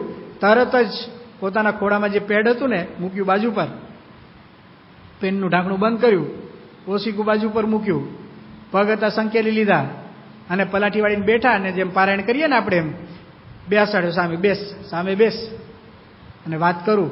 એક વ્યક્તિ માટે પારાયણ શરૂ થઈ. એક વ્યક્તિ માટે. પ્રમુખ સ્વામી મહારાજે એક નાના બાળકને એને વાર્તા કહેવાનું કહ્યું ને એ બાપા એને હોથિયા પડગરની વાર્તા કીધી. હોથિયા પડગરનો પ્રસંગ આપણે જાણીએ છીએ. બહુ ગુસ્સાવાળા હતા. એટલો બધો ગુસ્સો એને ફર ન કહેવાય. આપણી ભાષામાં શું કહીએ? ફર ન કહેવાય. તો એકવાર રાતના નીકળ્યા હશે ઘરની બહાર અને પોતે જ ગાડું પાર્ક કરેલું હતું, પણ ભૂલી ગયા હશે. ત્યાં મૂકેલું ગાડું છોડેલું હતું અને અંધારામાં ભટકાણા તો ગાડાને બટકું ભર્યું, 2 દાંત પડી ગયા. આટલો ઇતિહાસ છે એમનો. એમને નક્કી કર્યું હશે કે જે ભટકાય ને બટકું તો ભરી જ લેવાનું, જે હોય તે. માણસ હોય તો માણસ ને ગાડું હોય તો ગાડું. બટકું ભર્યું ને 2 દાંત પડી ગયા. એ હોથિયા પડગર પછી સાધુ થયા. મહારાજે એને સાધુ બનાવ્યા. આખું હૃદય પરિવર્તન થયું, જીવનું સમૂળું રૂપાંતર થયું, ક્રોધ ટળી ગયો. એનું નામ શ્રીજી મહારાજે પાડ્યું નિર્માનાનંદ. પણ લોકો કેવા, એને જુએ ને તો નિર્માનાનંદ તરીકે ન જુએ. જેટલા જોઈએ એટલા શું કે આ ઓલો હોથિયો પડગર, ઓલું બટકું ભરેલું ને એ. એટલે દરજી પાસે જઈએ ને તો દર વખતે નવું માપ લે છે. જૂના માપથી કપડાં સીવી દે કોઈ? હવે 15 કિલોના ઘણી વાર ફેર પડી ગયા હોય ને જૂનું માપ ચાલે? દર વખતે દરજી પાસે જાઓ ને એટલે નવી ટેપ ચડાવે અને ફરીથી માપે ને પછી કપડાં બનાવે. માણસને પણ એવો સ્વભાવ છે ને, જૂના જ માપથી ગણીએ. આપણે જેટલાને ગણીએ છીએ ને, જોજો 10 વર્ષ પહેલા કોકે સિગરેટ પીધી હોય ને એ હજી યાદ કરે કે આ ઓલો સિગરેટ પીવે ને, એટલે ભાઈ 10 વર્ષ પહેલા પીધી હતી, હવે છોડી દીધી, હવે સત્સંગી થઈ ગયો, હવે પૂજા કરે છે, કંઈ નથી. પણ નહીં, જૂના માપથી જ કપડાં સીવવાના, નવું માપ લેવાનું નહીં. હોથિયા પડગરને લોકો આવી વાતો કરતા હશે. ત્યારે હોથિયો પડગર શું કે ભાઈ હવે હોથિયો પડગર તો મરી ગયો, હવે તો નિર્માનાનંદ બની ગયો છે. આ વાર્તા પ્રમુખ સ્વામી મહારાજે નાના બાળકને કહી. કોઈ આભાર દર્શન નહીં, કંઈ જ નહીં. છોકરો ભાગ્યો પાછો, વાત પૂરી થઈ. એને તો ઈચ્છા એટલી જ હતી વાર્તા સાંભળ. પણ જો નમ્રતા હતી ને, નમ્રતાની અસર અજાણતા પણ થાય છે. નમ્રતાની અસર બાળક ઉપર પણ થાય છે. એ બાળક ઉપર અસર થઈ. 10 વર્ષ પછી એને પ્રસંગ યાદ હતો, પણ એને એ ખબર નહોતી કે કોણે મને વાર્તા કીધી છે. હા, એને એ ખબર હતી કે પ્રમુખ સ્વામી મહારાજે મને વાર્તા કીધી છે, પણ એને એ ખબર નહોતી કે પ્રમુખ સ્વામી મહારાજ કોણ હતા. જેમ જેમ એને BAPS ની ખબર પડતી ગઈ ને, ઓહો BAPS, એને તો લંડનમાં મંદિર છે, એને તો અક્ષરધામ છે ગાંધીનગર. હમણાંનો જ પ્રસંગ, હમણાં એ છોકરાએ કહેલું. પછી એને મહિમા સમજાણો ને ત્યારે ખબર પડી કે ઓહો, આ પ્રમુખ સ્વામી મને વાર્તા કીધી.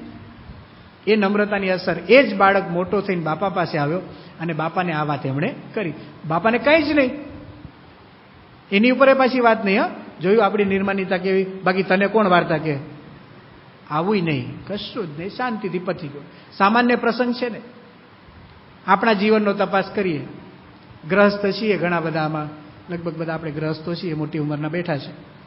હવે આપણા નાના બાળકો ક્યારેક આપણને વાર્તા કે એમ કે દાદા મને વાર્તા કોને? લગભગ તો આવતા જ નહીં હોય, કારણ કે અત્યાર સુધી એવા પ્રસંગો થઈ ગયા હોય ને, કોઈ દાદા આગળ જાય જ નહીં. કેમ નથી આવતા છોકરાઓ? કહો હવે, એનો તપાસ નહીં કરવાનો? આપણો બાળક આપણી પાસે આવીને એમ કે બાપુજી મને વાર્તા કોને, તો આપણે એને શું જવાબ? મારે વાર્તા કહેવાની છે? એના માટે મારે આ ઘર કોણ ચલાવશે? એટલે ભાઈ છોકરાને શું કામ કહો છો? તમારે જ ચલાવવાનું. શું કામ લીધું ઘર? કોણ ચલાવે બીજું? ઉપાધિ તો આપણે જ ઊભી કરી. છોકરાને કહેવાની શું જરૂર છે? કઈ નાખે, હા આ તારા કપડાં કોણ લાવે છે, તને ભણાવે છે કોણ, આવું બધું ઘણા તો સંભળાવી દે એને. કોઈ પ્રકારની સરળતા નહીં. ઘણા તો એમ કે આ સંતોન શું કરવાના, નવરાત છે બધા, જાને ત્યાં 5 વાર્તા કહેશે. ના, તમે જો એને ના પાડશો તો જેમ વાર્તા કહેવાની અસર થાય છે ને, એમ ન કહેવાની પણ અસર થાય છે. એ સમજી રાખજો. એ એટલું તો શીખે જ છે કે મેં મારા પિતાશ્રીને કહ્યું અને એમણે મારું કીધું કર્યું નથી, એટલે ક્યારેક એ તમારું પણ કીધું કરશે નહીં. એ જ પ્રશ્નો સંસારમાં આવે છે. મોટા થઈને છોકરા માનતા નથી ને, એનું મૂળ કારણ સરળતાનો અભાવ. હવે શોભો સાધુ ગુણે પહેલો સાધુતાનો ગુણ છે સરળતા. સ્વામીના જીવનમાંથી શીખવા મળશે. કારણ શું છે? આમાં કોઈ બીજા દુનિયાના માણસોમાંથી આ બધા ગુણો ન મળે. અને દુનિયાના માણસોમાંથી શીખીએ ને કદાચ, એ થોડો સમય ચાલે, પાછું જેમ થતું એમ થવા માંડે. પણ આવી નાની નાની વસ્તુઓ પણ જો આપણે ધીમે ધીમે શીખતા જઈએ ને, તો બાપાના જીવનમાંથી શીખાય. બાપાના જીવનમાં બધું જ છે, વ્યવહાર અને મોક્ષ. એવું નથી કે પ્રમુખ સ્વામી મહારાજ ખાલી આપણો મોક્ષ કરે, આવી રીતે તો મોક્ષ થાય. એક પછી એક સદગુણ આવતા જાય ને, જેમ જેમ આપણામાં, એમ આપણો મોક્ષ થતો જાય. પ્રમુખ સ્વામી મહારાજનો પ્રસંગ આપણે યાદ કરતા હતા કે એકવાર બાપા આવી રીતે બિરાજમાન હતા સભાની અંદર, અને એક છોકરો આવ્યો અને બાપાને કહ્યું કે બાપા મને આશીર્વાદ લખી આપો નોટબુકમાં. સ્વામીને નોટબુક ધરી અને બાપાએ નોટબુક જોઈને આમ તરત સહી કરી દીધી. છોકરો આગળ ગયો, 5 ફૂટ આગળ ગયો ને પાછો આવ્યો કે બાપા સહી પાછી કરવી પડશે. બાપા કે કેમ? એ કે નોટ ઊંધી અપાઈ ગઈ હતી, એટલે હવડી સહી કરી આપો. લાવો, ફરીથી સહી કરી દીધી. લાગે છે પ્રસંગમાં કંઈ લાગે છે? આપણને કોઈ સહી કરવાનું કહેતો? પહેલાં તો પાછું કોઈ સહી કરવાનું કહેવાનું જ નથી, પણ વાત કરીએ છીએ. આપણને કોણ સહી કરવાનું કે? આવી તો તુલના થાય નહીં, પણ કે તોય એકવાર કરી દઈએ એ તો બરાબર છે, પણ ઊંધી થઈ જાય તો તરત જ બોલ્યા, ભાન નથી પડતી, હવડી પહેલેથી નથી લખું, જા બોલીને બગાડ નાખ્યા. સ્વામીને કાંઈ નહીં, સરળ. બીજી વાર એની અસર એ બાળકો ઉપર થાય છે. યોગીજી મહારાજનો સહીનો પ્રસંગ જાણીએ છીએ આપણે. યોગીજી મહારાજ પાસે એક બાળકે સહી કરાવી કે બાપા આશીર્વાદ લખી આપો, અને યોગી બાપાએ આશીર્વાદ લખ્યા. બાપાના તો અક્ષરે બહુ મોટા, આખું પાનું ભરી દે, અને લખ્યું એટલું જ, લિખિત જ્ઞાનજીવન દાસના જય સ્વામિનારાયણ, વાત પૂરી. યોગીજી મહારાજની વાત છે. લંડનમાં બિરાજમાન હતા, છોકરાએ આશીર્વાદ લખાવ્યા, અને પછી એ જ વખતે આપણા જ સંપ્રદાયના બીજા ફાંટાના સંતો ગયેલા ત્યાં, અને એમનું કે આવી કથા પ્રવચન હતો. એ છોકરો ત્યાં પણ ગયો, એમના પિતાશ્રી સાથે ગયો છે. પેલી નોટબુક ભેગી લઈ ગયેલો, અને એને થયું કે આ સ્વામીના આશીર્વાદ લખાવીએ એમાં, અને ત્યાં જઈને આપી નોટ કે સ્વામી આમાં આશીર્વાદ લખી આપો. પેલા સ્વામીએ નોટ લીધી, આમ છેલ્લું પાનું જોયું ને, તેમાં જ્ઞાનજીવન દાસ એટલે યોગીજી મહારાજની સહી હતી. ઓહો, આ તો અક્ષર પુરુષોત્તમ વાળા, બંડિયા કહેવાય. શું કહેવાય? આપણા માટે એક શબ્દ વપરાય છે, બંડિયા. નો લખાય. હવે જો નાના બાળકને એક સંત કહે છે, એ કે આ પાનિયું ફાડી નાખ યોગીજી મહારાજ વાળું, તો સહી કરી દઉં. પેલા નાના બાળકને સાચી સાધુતાની અસર હતી. યોગીજી મહારાજનો નિસ્વાર્થ પ્રેમનો ધબ્બો ખાધેલો હતો, આ સ્વાદ માણીને આવેલો હતો. યોગીજી મહારાજે જે પ્રેમથી કાનમાં આંગળી ફેરવેલી ને, એનો સ્વાદ એને લીધેલો હતો. યોગીજી મહારાજમાં પંચવર્તમાન હોય ને, એ પંચવર્તમાન ભેગા થઈને પછી એની દ્રષ્ટિ પડે, એની પણ એક અસર હતી. છોકરો નાનો હતો, સિંહનું બચ્ચું હતું. એ કે આ ફાડું નહીં, તમારે લખવું એટલે લખો ને તો કાંઈ નહીં. હવે 2 જણા મક્કમ, પેલા કે નહીં લખી દઉં, તો કે કાંઈ વાંધો નહીં. પેલા સ્વામીએ ન તો લખી આપ્યું, આણે ન તો લખાવ્યું, નોટબુક પાછી લઈને આવી ગયો. પાછા આવીને યોગીજી મહારાજને વાત કરી. યોગીજી મહારાજની જગ્યાએ કોઈક બીજો સાધુ હોત, યોગીજી મહારાજ બ્રહ્મ સ્વરૂપ સંત હતા, એમની જગ્યાએ જો કોઈક બીજા સાધુ હોત ને, તો એ શું જાહેરાત કરે ખબર છે? કે આ છોકરાને આપણી રવિવારની સભા થાય ને એમાં ઊભો કરજો, અને એની આગળ પ્રવચન કરાવજો, અને આખો પ્રસંગ બોલે કે એને કેવો પક્ષ રાખ્યો. બસ આવા જ બધા હરિભક્તોએ તૈયાર થવું. આવું યોગીજી મહારાજ બોલે. અરે બીજો કોક જ ને બોલે. એની જગ્યાએ યોગીજી મહારાજ શું બોલ્યા? પેલા નાના બાળકે આખો પ્રસંગ કહ્યો, સ્વામી આવું આવું થયું, અને પેલા સ્વામીએ તો અમને ના પાડી દીધી, અને મેં પછી છે ને લઈ લીધું પાછું, પાનું ફાડ્યું નહીં. તો યોગીજી મહારાજે એટલું કહ્યું કે ગુરુ ફાડી નાખવું હતું ને, અમે તો ફેરથી સહી કરી દેત. આ આપણા ગુરુ છે, એ ગુરુ પરંપરાના શિષ્ય છીએ આપણે. સામાન્ય પ્રસંગોમાંથી મોટી મોટી હોનારતો બચે છે, એ સમજાવી બાબત નથી. સરળતા, આને શું કહેવાય? સરળતા. શોભો સાધુ ગુણે સદા સરળ. સરળતા અમુક સમય માટેની નહીં. દુનિયામાં ઘણા બધા માણસો સરળ થાય છે. આપણે કહે ને, ગરજે ગધેડાને પણ બાપ કહેવો પડે. ગરજ હોય ને ત્યારે ગધેડાને ગધેડો ન કહેવાય. શું કહેવું પડે? હે ગર્ધભરાજ, એમ બોલવાનું. એટલે કે ગધેડાઓના રાજા. કેમ? સ્વાર્થ છે. ત્યારે માણસ સરળ થાય, દંડવત કરે, બધું જ કરે. એમ નહીં, ગરજ હોય ત્યારે નમ્રતા નહીં, એને નમ્રતા જ ન કહેવાય, એને સરળતા ન કહેવાય, એને તો સ્વાર્થ કહેવાય. સદા સરળ એટલે શું? કોઈ પણ પરિસ્થિતિમાં. હા, આપણે સરળ હોઈએ છીએ, પણ ક્યારે? શરૂઆતમાં. સત્સંગની શરૂઆત થાય ને ત્યારે સરળ, નવા નવા હોય ને ત્યારે સરળ. નવા નવા હોય તો ઘણીવાર તો દંડવત કરે, સામાન્યમાં સામાન્ય હરિભક્તો ને એને દંડવત કરે. પછી જેમ જેમ સત્સંગ થતો જાય ને અને પછી સત્સંગનો રંગ ચડે ને એટલે એને સમજાતું જાય કે ભાઈ દંડવત કરવાની બહુ જરૂર નથી.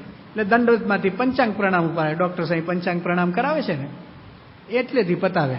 એટલે અષ્ટાંગમાંથી પંચાંગ તો થઈ જ ગયા, સુધારો થયો. હવે આને શું માનીએ છીએ આપણે કે હવે આપણી વાસ્તવિક પ્રગતિ થાય છે, ખરેખર શું કરવા જેવું છે હવે આપણે સમજીએ છીએ. અષ્ટાંગમાંથી પંચાંગ, પંચાંગ પ્રણામમાંથી જેમ પછી 1-2 વર્ષ પસાર થાય ને ચરણ સ્પર્શ, પછી 1-2 વર્ષ પસાર થાય એટલે ઢીચણ સ્પર્શ આવી જાય, થોડુંક ઉપર આવ્યું, સત્સંગનું પાણી ચડતું ગયું ધીમે ધીમે. ઢીચણ સ્પર્શમાંથી હજી સત્સંગ વધે એટલે કટી સ્પર્શ, કટી એટલે કેળ, ત્યાં સુધી આવી ગયો. જય સ્વામિનારાયણ, બહુ નમવાનું જ ન આવે, એમાં લાગી લો એટલે વાત પૂરી. કટી સ્પર્શમાંથી સત્સંગ વધે એટલે ખભા સુધી પહોંચે, એને સ્કંધ સ્પર્શ શું કહેવાય, એને ખભેડી લો, જય સ્વામિનારાયણ. અને કેટલાક પછી જો ભ્રમરૂપ થઈ ગયા સત્સંગમાં વહેલા તો પછી છે ને માથે હાથ મૂકે મળે ને જય સ્વામિનારાયણ આશીર્વાદ આપતો થઈ જાય. આ આપણી પરિસ્થિતિ છે. સરળતા ક્યાં ગુમ થઈ જાય છે ને ખબર પડતી નથી.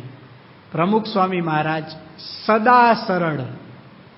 સદા સરળ એટલે શું? હવે જુઓ, જ્યારે શાસ્ત્રીજી મહારાજ મળ્યા એમને ત્યારે જેટલી સરળતા હતી, નાનપણથી લૌકિક દ્રષ્ટિએ વાત કરીએ છીએ, અને જે રીતે સેવા કરે, દોડાદોડી કરે, હરિભક્તોને રાજી કરે શાસ્ત્રી મહારાજની હાજરીમાં, એ જે સરળતા હતી ને એ જ સરળતા શાસ્ત્રીજી મહારાજે જ્યારે એમને દીક્ષા આપી અને નારાયણ સ્વરૂપ એવું નામ પાડ્યું, એ જ સરળતા. એટલું નહીં, દીક્ષા આપીને પછી સૌથી પહેલા એમને સારંગપુરના કોઠારી બનાવેલા, પ્રમુખ બનાવતા પહેલા. એટલે સારંગપુરના આદિ કોઠારી કોણ છે? પ્રમુખ સ્વામી મહારાજ. એટલે બાપા પાસપોર્ટની અંદર એમનું એડ્રેસ લખે ને, જ્યારે નહીં પોતાના ઘરનું એડ્રેસ લખવું પડે ને, તો પ્રમુખ સ્વામી મહારાજ સારંગપુરનું એડ્રેસ લખે, સારંગપુર મંદિર. અમે એ સારંગપુરમાં રહીએ છીએ, અમને એનો કેફ છે કે બાપાનું ઘર કહેવાય. શું કહેવાય? સારંગપુર એમનું ઘર છે. પણ ઘરે બહુ રહેતા નથી, પાછા બીજે જ વધારે રહે છે. વર્ષે આવે 1-8 મહિનો. સારંગપુરના કોઠારી બનાવ્યા. એ જ સરળતા. તમે ક્યારેક સારંગપુર જાઓ ને, આપણે બધા કાઠિયાવાડના ભક્તો છીએ, તો તમે ત્યાં જઈને એક જીવાભાઈ છે એમને મળજો. દરબાર છે જીવાભાઈ, એન્જિનિયર. બાપા એને શું કહીને બોલાવે? એન્જિનિયર. યોગી શાસ્ત્રીજી મહારાજના વખતથી છે અને હજી પણ ત્યારના એન્જિનિયર છે, ભણ્યા વગરના એન્જિનિયર. ઘણીવાર ભણેલા કરતાં સારું કામ કરે આ બધા, એવા એન્જિનિયર. આપણા મંદિરનું જનરેટર ચલાવતા અને બધું ઇલેક્ટ્રિકનું કામ પણ કરે, બધું કામ કરે. એ જીવાભાઈને અત્યારે ભારતના વડાપ્રધાન કોણ છે એ ખબર નથી, મંદિરમાં જ રહે છે. પણ પ્રમુખ સ્વામી મહારાજ જ્યારે કોઠારી હતા ને, કલાકો સુધી એ જીવાભાઈ સાથે બેસે. અરે એક બાજુ સંસ્થાના મોટા મોટા કામ કરવાના હોય, મંદિર કોઠારી બેસે કોઈ દિવસ? કેવું વિચિત્ર લાગે. સદા સરળ. હા, આ સદાની વ્યાખ્યા છે. દીક્ષા નહોતી ત્યારે સરળ, દીક્ષા આપી તો પણ સરળ, કોઠારી બનાવ્યા તો પણ સરળ. સરળ એટલે કેવા? વાડી આંટો મારવા જવાનો રાતના 2 વાગે, હાલો તમે કોઠારી છો, તમારે ધ્યાન રાખવું પડે તો વાડીએ જાય. તમે કોઠારી છો, ગૌશાળામાં ધ્યાન રાખવું પડે, ગૌશાળે જાય. બધા કામ કરવાના. રસોડામાં જરૂર પડે, રસોઈ કરવાની. સદા સરળ. એટલું નહીં, શાસ્ત્રીજી મહારાજે 1950ની સાલમાં પ્રમુખ સ્વામી મહારાજને BAPS સંસ્થાના પ્રમુખ બનાવ્યા. શું કર્યું એ દિવસે એમણે? પ્રસંગ જાણીએ છીએ આપણે. જે દિવસે એમને પ્રમુખ બનાવ્યા ને ત્યારે મોટું પ્રવચન કર્યું એમને કે હું હવે સંસ્થાનો પ્રમુખ થયો છું, તો દરેકને વિનંતી છે કે મારી આજ્ઞામાં વર્તજો, કોઈ આગા પાછા થતા નહીં, ને તો હું દંડ કરીશ. આવું કાંઈ જ નહીં, કોઈ પ્રવચનની વાત જ નહીં. આભાર વિધિને થોડુંક નાનું મોટું વાતચીત કરવી પડે, એક ઔપચારિક તરીકે એ કર્યું. પણ જેવા બહાર નીકળ્યા ને તો આપણા હરિભક્તોના એઠા વાસણ ઉટક્યા. સદા સરળ. આને શું કહેવાય? સદા સરળ. આપણને વિચાર ના આવે, શક્ય જ નથી. આપણે તો એટલા બધા અટંટ થઈ ગયા એવું લાગે ને, બાપાની સામે જોઈએ ને તો એમના જીવનની અંદર જે સરળતા છે એ તો જો પરાકાષ્ઠા છે. વાસણ ઉટકવાનો વિચાર આવે. સારંગપુરની અંદર પેલા શાસ્ત્રીજી મહારાજના વખતના સંડાસ બાથરૂમ હતા. શાસ્ત્રી મહારાજ વખતના, અમે લાભ લીધેલો એનો. એ કેવા ખબર છે? સીધા તમે બેસો ને નીચે ખાડકવું હોય આખો, અને એ બધા સાફ કરવાના. તો ધર્મજીવન સ્વામી અત્યારે ભાદરામાં છે, તમે ક્યારેક ભાદરા જાઓ તો એમને મળજો અને એમને પૂછજો કે પ્રમુખ સ્વામી મહારાજ સાથે તમારો કેવો પ્રસંગ છે. તો એ વાત કરશે કે એકવાર એ પોતે સંડાસ બાથરૂમ સાફ કરતા હતા અને પ્રમુખ સ્વામી મહારાજે જોયું એકલા છે, કોઈ સંસ્થાના પ્રમુખ તરીકેનું ભાન જ નહીં. સેવા સેવા સેવા, નમ્રતા નમ્રતા નમ્રતા, સરળતા સરળતા સરળતા. બાપા સંડાસ બાથરૂમ ધોવા માંડ્યા. પછી બધાને ખબર પડી ત્યારે બાપાના હાથમાંથી સાવરણો લઈ લીધો. આપણે શું કરીએ છીએ? કંઈક નાના મંડળના પ્રમુખ તો નહીં, ખાલી કીધું જ હોય, પ્રમુખ તો બનાવ્યા જ નથી હોતા કે ભાઈ તમે કંઈક સાચવજો. ત્યાં તો ઓર્ડર ચાલુ થઈ જાય, આમ હાજર થઈ જજો, બધા આમ કરજો આમ કરજો. જો અભિમાનનો મદ ચડે છે. પ્રમુખ સ્વામી મહારાજને એવું કંઈ થતું નથી. આને કહેવાય સદા સરળ. દરેક પરિસ્થિતિમાં કોઈ પણ પ્રકારના લૌકિક એમને મોટપ મળે કંઈ જ નહીં, એમને ભાન જ નથી. આપણે એવા થવાનું. શું અભિમાન રાખીને શું કરવું છે? સરળતામાં નડે છે માન. હવે સામાન્ય કમાતા હોઈએ, ધારો કે હીરાના ધંધામાં કોકને વળી સારું ચાલતું હોય ને તો 5-10 લાખ રૂપિયા 20 કરોડ રૂપિયા કમાતો એમ સમજો ને. પણ એ કરોડ રૂપિયા ક્યાં સુધી? મર્યા પછી કંઈ છે? બધા હરખે હરખા જવાના છે. એક રાજાને અભિમાન હતું. કેવું અભિમાન? પોતાના રાજ્યનું અભિમાન, સત્તાનું અભિમાન, સૈન્યનું અભિમાન, સમૃદ્ધિનું અભિમાન, રૂપનું અભિમાન. એક વખત એ રાજા વનમાં ગયો શિકાર કરવા માટે અને 2-5 સિપાહીઓને બધું સાથે લીધેલું, શોખીન માણસ શિકારનો, અને એકલો ઘોડો દોડાવ્યો. અને સંધ્યાકાળ પડી ગયો ને શિકારના શોખમાં ને શોખમાં સૈન્યથી જુદો પડી ગયો. જુદા પડ્યા એટલે ખોવાઈ ગયા. સૈનિકોને એમ કે રાજાજી મહેલ બાજુ પાછા ફર્યા હશે, એટલે તો બધા મહેલમાં પહોંચી ગયા. રાજા એકલો જંગલમાં રહી ગયો. સંધ્યા ઢળી ગઈ. એણે તો શું કરીએ, ક્યાંક વિરામ કરી લઈએ. વિરામ કર્યો. ભૂલા પડેલા હતા, સવારે ઉઠીને ઘોડો દોડાવ્યો, કોઈ દિશાની ખબર પડે નહીં. એક રણ આવ્યું, ઉનાળાના દિવસો, રાજા માણસ એટલે એને કંઈ આવી ગરમી સહન કરી ન હોય, ભયંકર તરસ લાગી. પણ ઘોડો આગળ ને આગળ દોડતો ગયો દોડતો ગયો દોડતો ગયો. રણની અંદર દૂર નીકળી ગયા. તરસ વધતી ગઈ. રાજાને એમ થયું કે હવે જો થોડા સમયમાં જળ નહીં મળે ને તો બેભાન થઈ જઈશ. અને પછી શું થાય કે કહેવાય નહીં. ત્યાં એટલામાં દૂર એમણે એક ઝૂંપડી જોઈ. ઝૂંપડી જોઈ એટલે રાજાને આશા બંધાણી કે નક્કી આમાં કોઈ માણસ હોવો જોઈએ, ઝૂંપડી છે એટલે માણસ હોય. અને ગયા. ખરેખર ઝૂંપડીમાં એક માણસ હતો. એક સાધુ મહાત્મા ઝૂંપડીમાં ધ્યાન ધરીને બેઠા હતા. રાજા પહોંચ્યો એ ઝૂંપડી પાસે. હવે રાજાને ટેવ કેવી હતી, એ જ્યારે જ્યારે ક્યાંક જાય ને તો એની છડી પોકારે કે ફલાણા ફલાણા મહારાજાને ઘણી ખમ્મા ઘણી ખમ્મા. અહીંયા તો કંઈ ઘણી ખમ્મા જેવું કંઈ હતું જ નહીં. પેલા સાધુ મહાત્માને ઝૂંપડીના દરવાજે ઉભા રહ્યા, મહાત્માએ સ્વાગત પણ કર્યું નહીં. અને રાજાનો પિત્તો ગયો. ખોટું લાગ્યું. અભિમાન હતું ને, ખોટું લાગ્યું. અને જોરથી કહે છે, એ જોગટા, ભાન નથી પડતી? તારા દરવાજે કોણ આવીને ઊભું છે? આ શબ્દો સાંભળ્યા ને તો પેલા મહાત્માજીએ ધીમે રહીને નેત્ર ખોલ્યા અને જોયું કોઈ ઊભું છે. ધીમે રહીને પૂછ્યું, કોણ છો તમે? અરે શું કોણ છો? રાજા. શું રાજા? તો પેલા મહાત્મા કે રાજા એટલે શું? હવે રાજા એટલે શું એ જ ખબર નહીં. જંગલમાં રણમાં રહેતો હતો, પ્રજામાં રહેતો, એને રાજાની ખબર હોય. એકલો રહેતો એને રાજાની શું ખબર હોય? તાણે પૂછ્યું રાજા એટલે શું? હવે રાજા મૂંઝાવા માંડ્યો કે આને સમજાવવું કઈ રીતે હું રાજા છું. તેને નિરૂપણ શરૂ કર્યું. રાજાનું લક્ષણ સમય કે ભાઈ રાજા એને કહેવાય કે જેની પાસે મોટું સૈન્ય હોય એને રાજા કહેવાય. તો પેલા મહાત્મા કે તું તો એકલો છે, તારી પાસે કંઈ છે નહીં. અરે કે ભલા માણસ પણ હું રાજા છું, પણ કે સૈન્ય તો છે નહીં. તો કે જો રાજા એને કહેવાય કે જેની પાસે છે ને અઢળક સંપત્તિ હોય ને એને રાજા કહેવાય. એમ તો તારી પાસે કઈ સંપત્તિ તો દેખાતી નથી, તને હું રાજા કેવી રીતે માનું? અરે ભલા માણસ પણ હું રાજા છું, પણ કે રાજા એટલે શું? હવે આને શું કરવું? બધું જ સમજાવતો ગયો. જે કે ને બિચારા પાસે કાંઈ નહોતું, એકલો હતો. મૂળ તો તરસ લાગી હતી એને. એ કે બીજું રાજા કે બીજી બધી વાતો છોડો, આ પાણી આપો ને, તરસ બહુ લાગી છે. પેલા મહાત્મા કે તો એટલું જ કોને તરસ લાગી છે? હું રાજા છું, હું આમ છું, આ બધી લાંબી લપ શું કામ કરી? મોડું તમે કરો છો. પાણી પીવું છે એટલું શાંતિથી કહ્યું હોત તો અમે આપી દેત. તો માટલું હતું માટીનો ગ્લાસ લીધો મહાત્માએ, બોળ્યો અંદર અને એક ગ્લાસ પાણી ભર્યું અને રાજાને ધર્યું, લે પાણી પી. જેવું પાણી લેવા ગયો ને રાજા, પેલા મહાત્માએ ગ્લાસ લઈ લીધો. એ કે 1 મિનિટ ઉભો રહે, શું મને 500 સોનામોર આપીશ તો 1 ગ્લાસ પાણી આપું? અને રાજા વિચાર કરે, 1 ગ્લાસ પાણી 500 સોનામોર કઈ મેળ છે કે નહીં? ના ના ના, એટલું બધું ન મળે. કે જો તારે પાણી પીવું હોય તોની વાત છે, ને તો પાછું નાખું. એ કે ઉભા રહો. પાણી અગત્યનું હતું ને, રાજાને જો પાણી વગર બેભાન થઈ જઈશ. જવા દો ને, 500 સોનામોર નાખીએ, કઈ વાંધો નહીં, આપીશ, લાવો પાણી.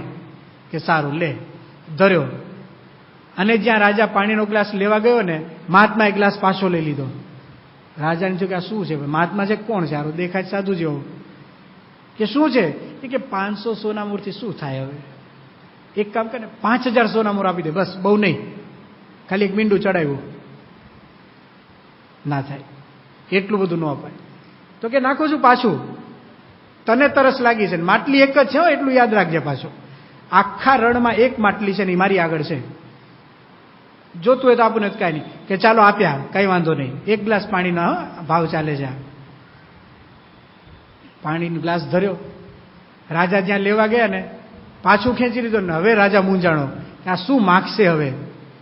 એ કે મારું થોડું મન બદલાય છે. શું થાય આટલી સોનામોરે? શું થાય? એક કામ કરને, તારું અડધું રાજ્ય આપી દે.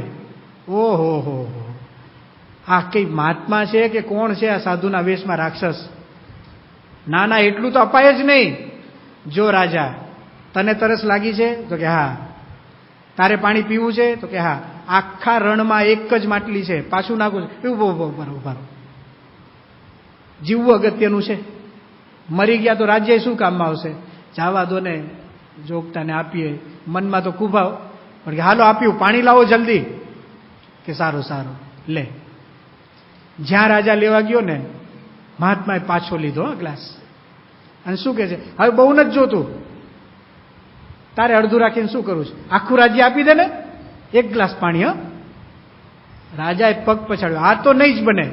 તો કાંઈ નહીં, તારે પાણી પીવું છે? 1 જ માટલી છે. અને એટલું ધ્યાન રાખજે, શારીરિક બળ તારા કરતા મારામાં વધારે છે. તારી અત્યારે તારી સાથે કોઈ નથી. બીજો કોઈ વિચાર નહીં કરતો કે આ સાધુને આમ કરી નાખીએ ને તેમ કરી નાખીએ. જો સશક્ત હું વધારે છું. પાણી પાછું નાખવા ગયા ને, રાજાએ વિચાર કરી લીધો, જીવવું અગત્યનું છે, રાજ્ય અગત્યનું. જીવતા છીએ તો રાજ્ય કામમાં આવે ને. લાવો. રાજાએ આખું રાજ્ય કૃષ્ણાર્પણ કર્યું. બોલ્યો કે જાઓ મહાત્મા, તમને આખું રાજ્ય કૃષ્ણાર્પણ, પાણી જલ્દી આપો. પાણીનો ગ્લાસ ધર્યો અને મહાત્માજીએ પાછો લીધો. રાજા કે બહુ ભારે માણસ છે આ, જિંદગીમાં આવો માણસ ક્યારે જોયો નથી. શું છે ભાઈ, હવે શું છે? એ કે 1 વસ્તુ રહી ગઈ. શું? કે આ તારું શરીર છે ને, આ તારું શરીર, બસ એ બાકી રહી ગયું છે ને હજી, એ મારા ખાતે નાખી દે.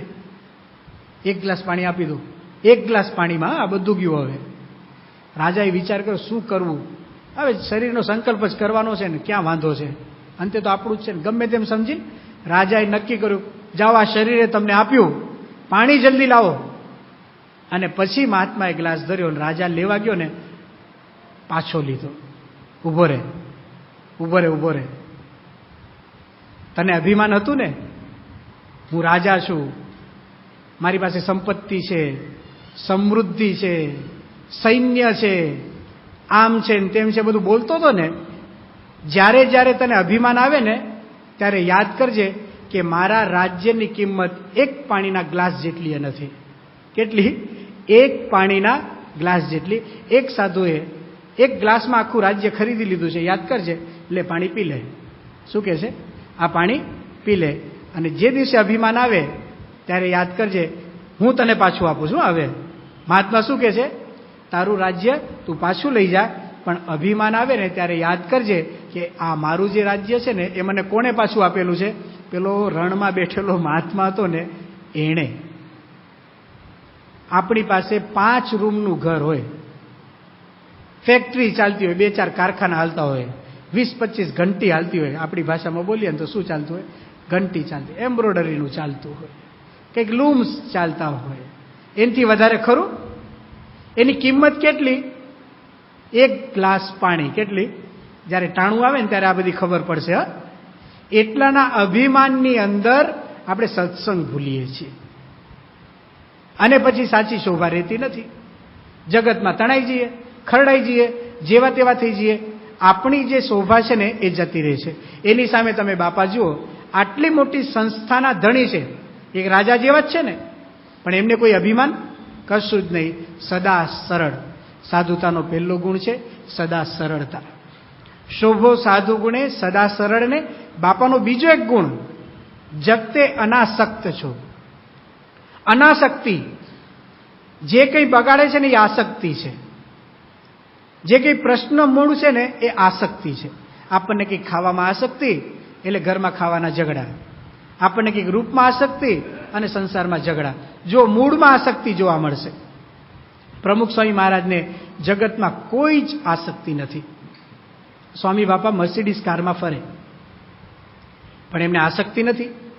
અને આપણે ટ્રેક્ટરમાં ફરીએ ને તો રોલ્સ રોયની આસક્તિ છે. આ પરિસ્થિતિનો ભેદ છે. મળતું નથી. અંતરમાં તો બહુ જ ઈચ્છા છે. ભગવાનને પ્રાર્થના તો એની જ કરીએ છીએ રાત દિવસ, હે ભગવાન કંઈક હરખું ગોઠવાઈ જાય સારું, કંઈક બંગલા મળી જાય, કંઈક મોટર મળી જાય, ને આમને તેમને. જગતના જ વિચારો, જગતની જ મોટપ. આપણે મહત્તા એને જ સમજીએ કે સારી ગાડી આપણને મળે. કદાચ આપણી ન હોય ને અને આપણા કોઈ કુટુંબીનું હોય ને તો આપણે પરિચયમાં એ બોલીએ. પાછા પોતાનો પરિચય કેમ આપે કે અમારા વેવાઈ આગળ મર્સિડીઝ ગાડી છે. પોતાનો પરિચય. એટલે અમે બહુ મોટા માણસ છીએ. આ આપણે શોભા માની કે અમારા વેવાઈ આગળ મર્સિડીઝ ગાડી છે. હવે વેવાઈ એને ટીંગાવાય દેતો ન હોય, બેસવાની તો વાત ક્યાં છે. આમ જોઈ જોઈને મનમાં બળતરા જ કરવાની હોય. તો એ લૌકિક મોટપ આસક્તિ છે ને. માણસને જેમાં આસક્તિ હોય ને એના વિચારો આવ્યા વગર રહે જ નહીં. ઘણાના ઘરની અંદર છે ને અમે કેલેન્ડર જોઈએ, ઓલા ફોટા હોય ને, તો કેવો ફોટો હોય, આમ એક સરસ મજાનું ઘર હોય અને આમ અમેરિકન હોય પાછું. ઘર ઇન્ડિયાનું તો હોય જ નહીં, કારણ કે જેવા તેવા તો ગમતા જ નથી કોઈને. અમેરિકાનું ઘર લઈ આવે. એની આગળ એક પાછો બગીચો હોય અને બગીચામાંથી એક નદી પસાર થતી હોય આખી, અને એ નદી ઉપર એક બ્રિજ મૂકેલો હોય અને બે ચાર પક્ષીને આમ ને તેમને ઘરમાં ફોટો ટીંગાડ્યો હોય. વિચાર આવે કે આવા ફોટા કેમ રાખતા હશે લોકો. એને પોતાના ઘરમાં સંતોષ નથી. આનો અર્થ શું થાય? એને જે પોતાનું ઘર છે ને એને ગમતું નથી. એની આસક્તિમાં એક ઘર પડ્યું છે ને એ આ ફોટામાં દેખાય છે કે આવા ઘર હોય ને તો જ હું સુખી. એ માણસ કોઈ દિવસ પોતાના ઘરમાં સંતોષ નહીં માની શકે અને સુખી પણ નહીં થાય.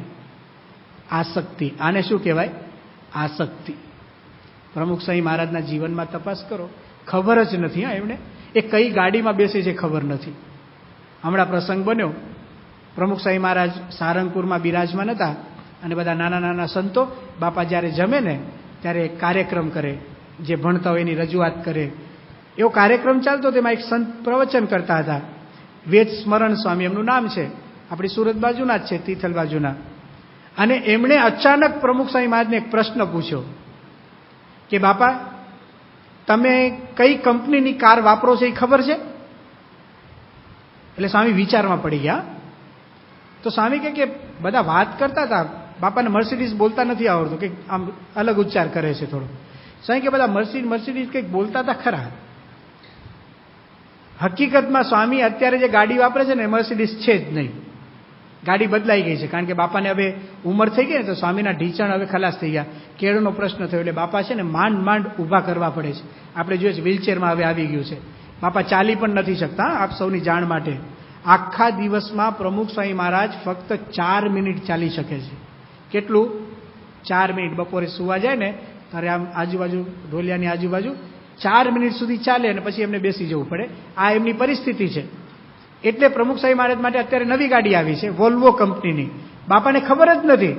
સ્વામી કે મને ખ્યાલ નથી. લો, આ અનાસક્તિ કહેવાય. સામાન્ય માણસ હોય ને જેને ગાડીની આસક્તિ હોય ને, આવતા પહેલા 15 દાડાથી એને ખબર હોય વોલ્વો આવવાની છે, વોલ્વો આવવાની છે. કેટલાને કહી દીધું હોય. લોકો નહીં નવી ગાડીને આંટો મારવા નીકળે કે કામ હોય ના, પાછો બારીનો કાચ ખુલ્લો રાખવાનો. ઘણા કાચમાં દેખાય નહીં એવો પ્રશ્ન હોય. એક હાથ બહાર રાખે પાછો, જરૂર વગર હોર્ન વગાડતો જાય, બ્રેક મારતો જાય, આમ તેમ કરે. કેમ? ગાડી નવી ભાઈ લઈ લે ને કઈ વાંધો નહીં, ફરને કોણ ના પાડે, બતાવો શું કામ બધાને. આસક્તિ છે.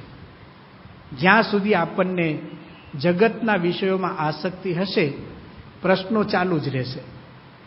એમાંથી જ જન્મવાના છે. સ્વામીશ્રીના જીવનમાં આસક્તિ નથી. અનાસક્તિનું લક્ષણ શું? ટેવ ન પડવી. કોઈ ટેવ ન પડે તો સમજવું અનાસક્ત. આપણને ધીમે ધીમે ધીમે ધીમે છે ને જે વસ્તુ ભોગવીએ એની ટેવ પડી જાય. દુઃખ ટેવમાંથી જન્મે છે. સારા ગાદલાની અંદર સૂવાની ટેવ પડે અને ગાદલું જતું રહે ને, અને ગોદડા ઉપર જ આવે ને, નીચે નહીં, હા, જમીન ઉપર નહીં. ગાદલામાંથી ખાલી શેની ઉપર આવ્યો? ગોદડા ઉપર. પણ ગાદલાની ટેવ પડી ને એટલે ગોદડામાં ઊંઘ ન આવે. અને પછી એવાને શેતરંજી આવે તો ભારે જ પડે, હા. અને નીચે સૂવાનું આવે તો ધમપછાડા કરવા માંડે. કેમ? ટેવ પડી ગઈ. પ્રમુખ સ્વામી મહારાજને કોઈ ટેવ પડતી નથી. આપણને લાગે કે સારા સારા ભોગ ભોગવતા હશે, એક પણ ટેવ નથી પડતી. ક્યાં સુધી? પ્રમુખ સ્વામી મહારાજ એકવાર ભુજમાં હતા અને ભુજથી કાઠિયાવાડ બાજુ આવવાના હતા.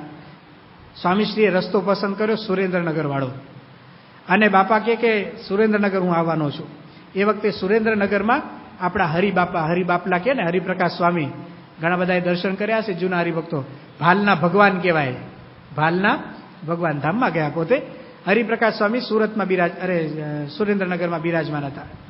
એ વખતે સુરેન્દ્રનગરમાં અત્યારે જે મંદિર છે ને એ મંદિર નહોતું. એક શેડ હતો, ખાલી પતરાનો શેડ, હા, એ પણ. અને સંતો માટે ખાલી 2 પાર્ટીશન પાડીને રૂમ બનાવેલા હતા. એમાં બધા સંતો રહે. પ્રમુખ સ્વામી મહારાજ ભુજથી નીકળતા હતા, રસ્તો પસંદ કર્યો સુરેન્દ્રનગરનો. એમણે સુરેન્દ્રનગર ફોન કર્યો કે હું 2 દિવસ પછી આવું છું. અરે બધા સંતો કે કેમ પણ? તો ત્યાં એક હરિભક્ત હતા ત્રિકમભાઈ નામના, અને મોજીદળના જે રામજીભાઈ છે એમના દીકરા થાય. શાસ્ત્રીજી મહારાજનો ખૂબ જ પક્ષ રાખેલો એમને, અને લીમડીમાં એમના સગા બધા રહે છે. તો એ શાસ્ત્રીજી મહારાજના વખતમાં પક્ષ રાખેલો નહીં, બાપાને ખબર હતી. એટલે બાપા કે એમના ઘરે મારે પધરામણી કરવી છે. એ ધામમાં ગયા ને, એક પધરામણી કરવા ભુજથી સુરેન્દ્રનગર. હા, હરિપ્રકાશ સ્વામીને બધા સંતો કે બાપા સુરેન્દ્રનગરમાં કોઈ વ્યવસ્થા નથી. કારણ કે બાપાની વ્યવસ્થા કરવી પડે ને. 8-10 વર્ષ જૂનો પ્રસંગ છે. કોઈ વ્યવસ્થા નથી, એટલે તમે ન આવો તો સારું. કાર્યકરોએ ના પાડી. બાપા કે પેલું પાછળ છે ને પેલા નારાયણભાઈનું ઘર, સ્વામીને એ પાછી ખબર હોય છે, હા, કયા હરિભક્તનું ઘર ક્યાં છે. બાપાએ વિચરણ કરેલું ને, એમને બરાબર રસ્તાએ ખબર હોય છે. ઘણી વાર તો સીધા જ પહોંચી જાય કોકના ઘરે. તો જે એમને મનમાં નક્કી કર્યું હોય ને, તો સાંઈ કે પેલા નારાયણભાઈનું ઘર છે ને, એના પેલા માળે રૂમ બધા ખાલી જ છે. એ ખબર પાછી કે એમને 2 માળનું ઘર છે, એના ઉપરના માળે પાછા રૂમ ખાલી છે. ભગવાનનું કરવું કે ત્યાં મહેમાન આવેલા, એટલે એમાંય જગ્યા નહોતી. એટલે હરિપ્રકાશ સ્વામી અને નારાયણભાઈ બધા જ ત્યાં હતા કે બાપા અહીંયા કોઈ વ્યવસ્થા નથી, ત્યાંય મહેમાન છે, આપ ન આવો તો સારું. સ્વામી શું બોલ્યા ખબર છે? સ્વામી કે પેલો શેડ છે ને, પતરાનો શેડ, હું ત્યાં 1 રાત પડ્યો રહીશ, એક ખાટલો નાખી આપજો, બસ 1 રાત જ કાઢવી છે ને સ્વામી, વધારે શું વ્યવસ્થા કરવાની જરૂર છે? આ અનાસક્તિ કહેવાય. હા, જો આસક્તિ હોય ને, પલંગમાં સુવાની ટેવ પડી હોય ને, આ વિચાર જ ન આવે, ઊંઘ જ ન આવે. પહેલાથી પોતે જ ના પાડે, ગોઠવવાની ક્યાં વાત છે? અનાસક્તિનું લક્ષણ કોઈ પણ પ્રકારની ટેવ ન પડવી. આપણને ટેવ પડી છે ને, એટલે અત્યારે જે દુઃખ થાય છે ને, અમુક નથી મળતું દુઃખ થાય છે. હવે અમુક નથી ભોગવાતું દુઃખ થાય છે. કેમ? જ્યારે સારી પરિસ્થિતિમાં હતા ને તો બહુ ભોગવવા માંડેલા, અને બહુ ભોગ્યું ને તો એને ટેવ પડી ગઈ. ટેવ પડી ગઈ ને તો હવે મુશ્કેલી પડે છે. તો મુશ્કેલી બીજી કાંઈ નથી, આસક્તિની મુશ્કેલી છે. પણ અનાસક્ત થઈએ તો સમજવું કે શાંતિ છે. પ્રમુખ સ્વામી મહારાજ અનાસક્ત છે, એટલે એમના જીવનમાં શાંતિ છે, એટલે એ શોભે છે. આપણને પ્રમુખ સ્વામી મહારાજ ગમે છે એનું પહેલું કારણ એમનામાં સાધુતાના ગુણ છે. એ કયા સાધુતાના ગુણ છે? તો પહેલી એમનામાં સરળતા છે, એટલે ગમે છે. આપણે સારા દેખાવું હોય, દેખાવા માટે સરળ થવાની જરૂર નથી. આપણે સરળ થઈશું તો સારા જ છીએ.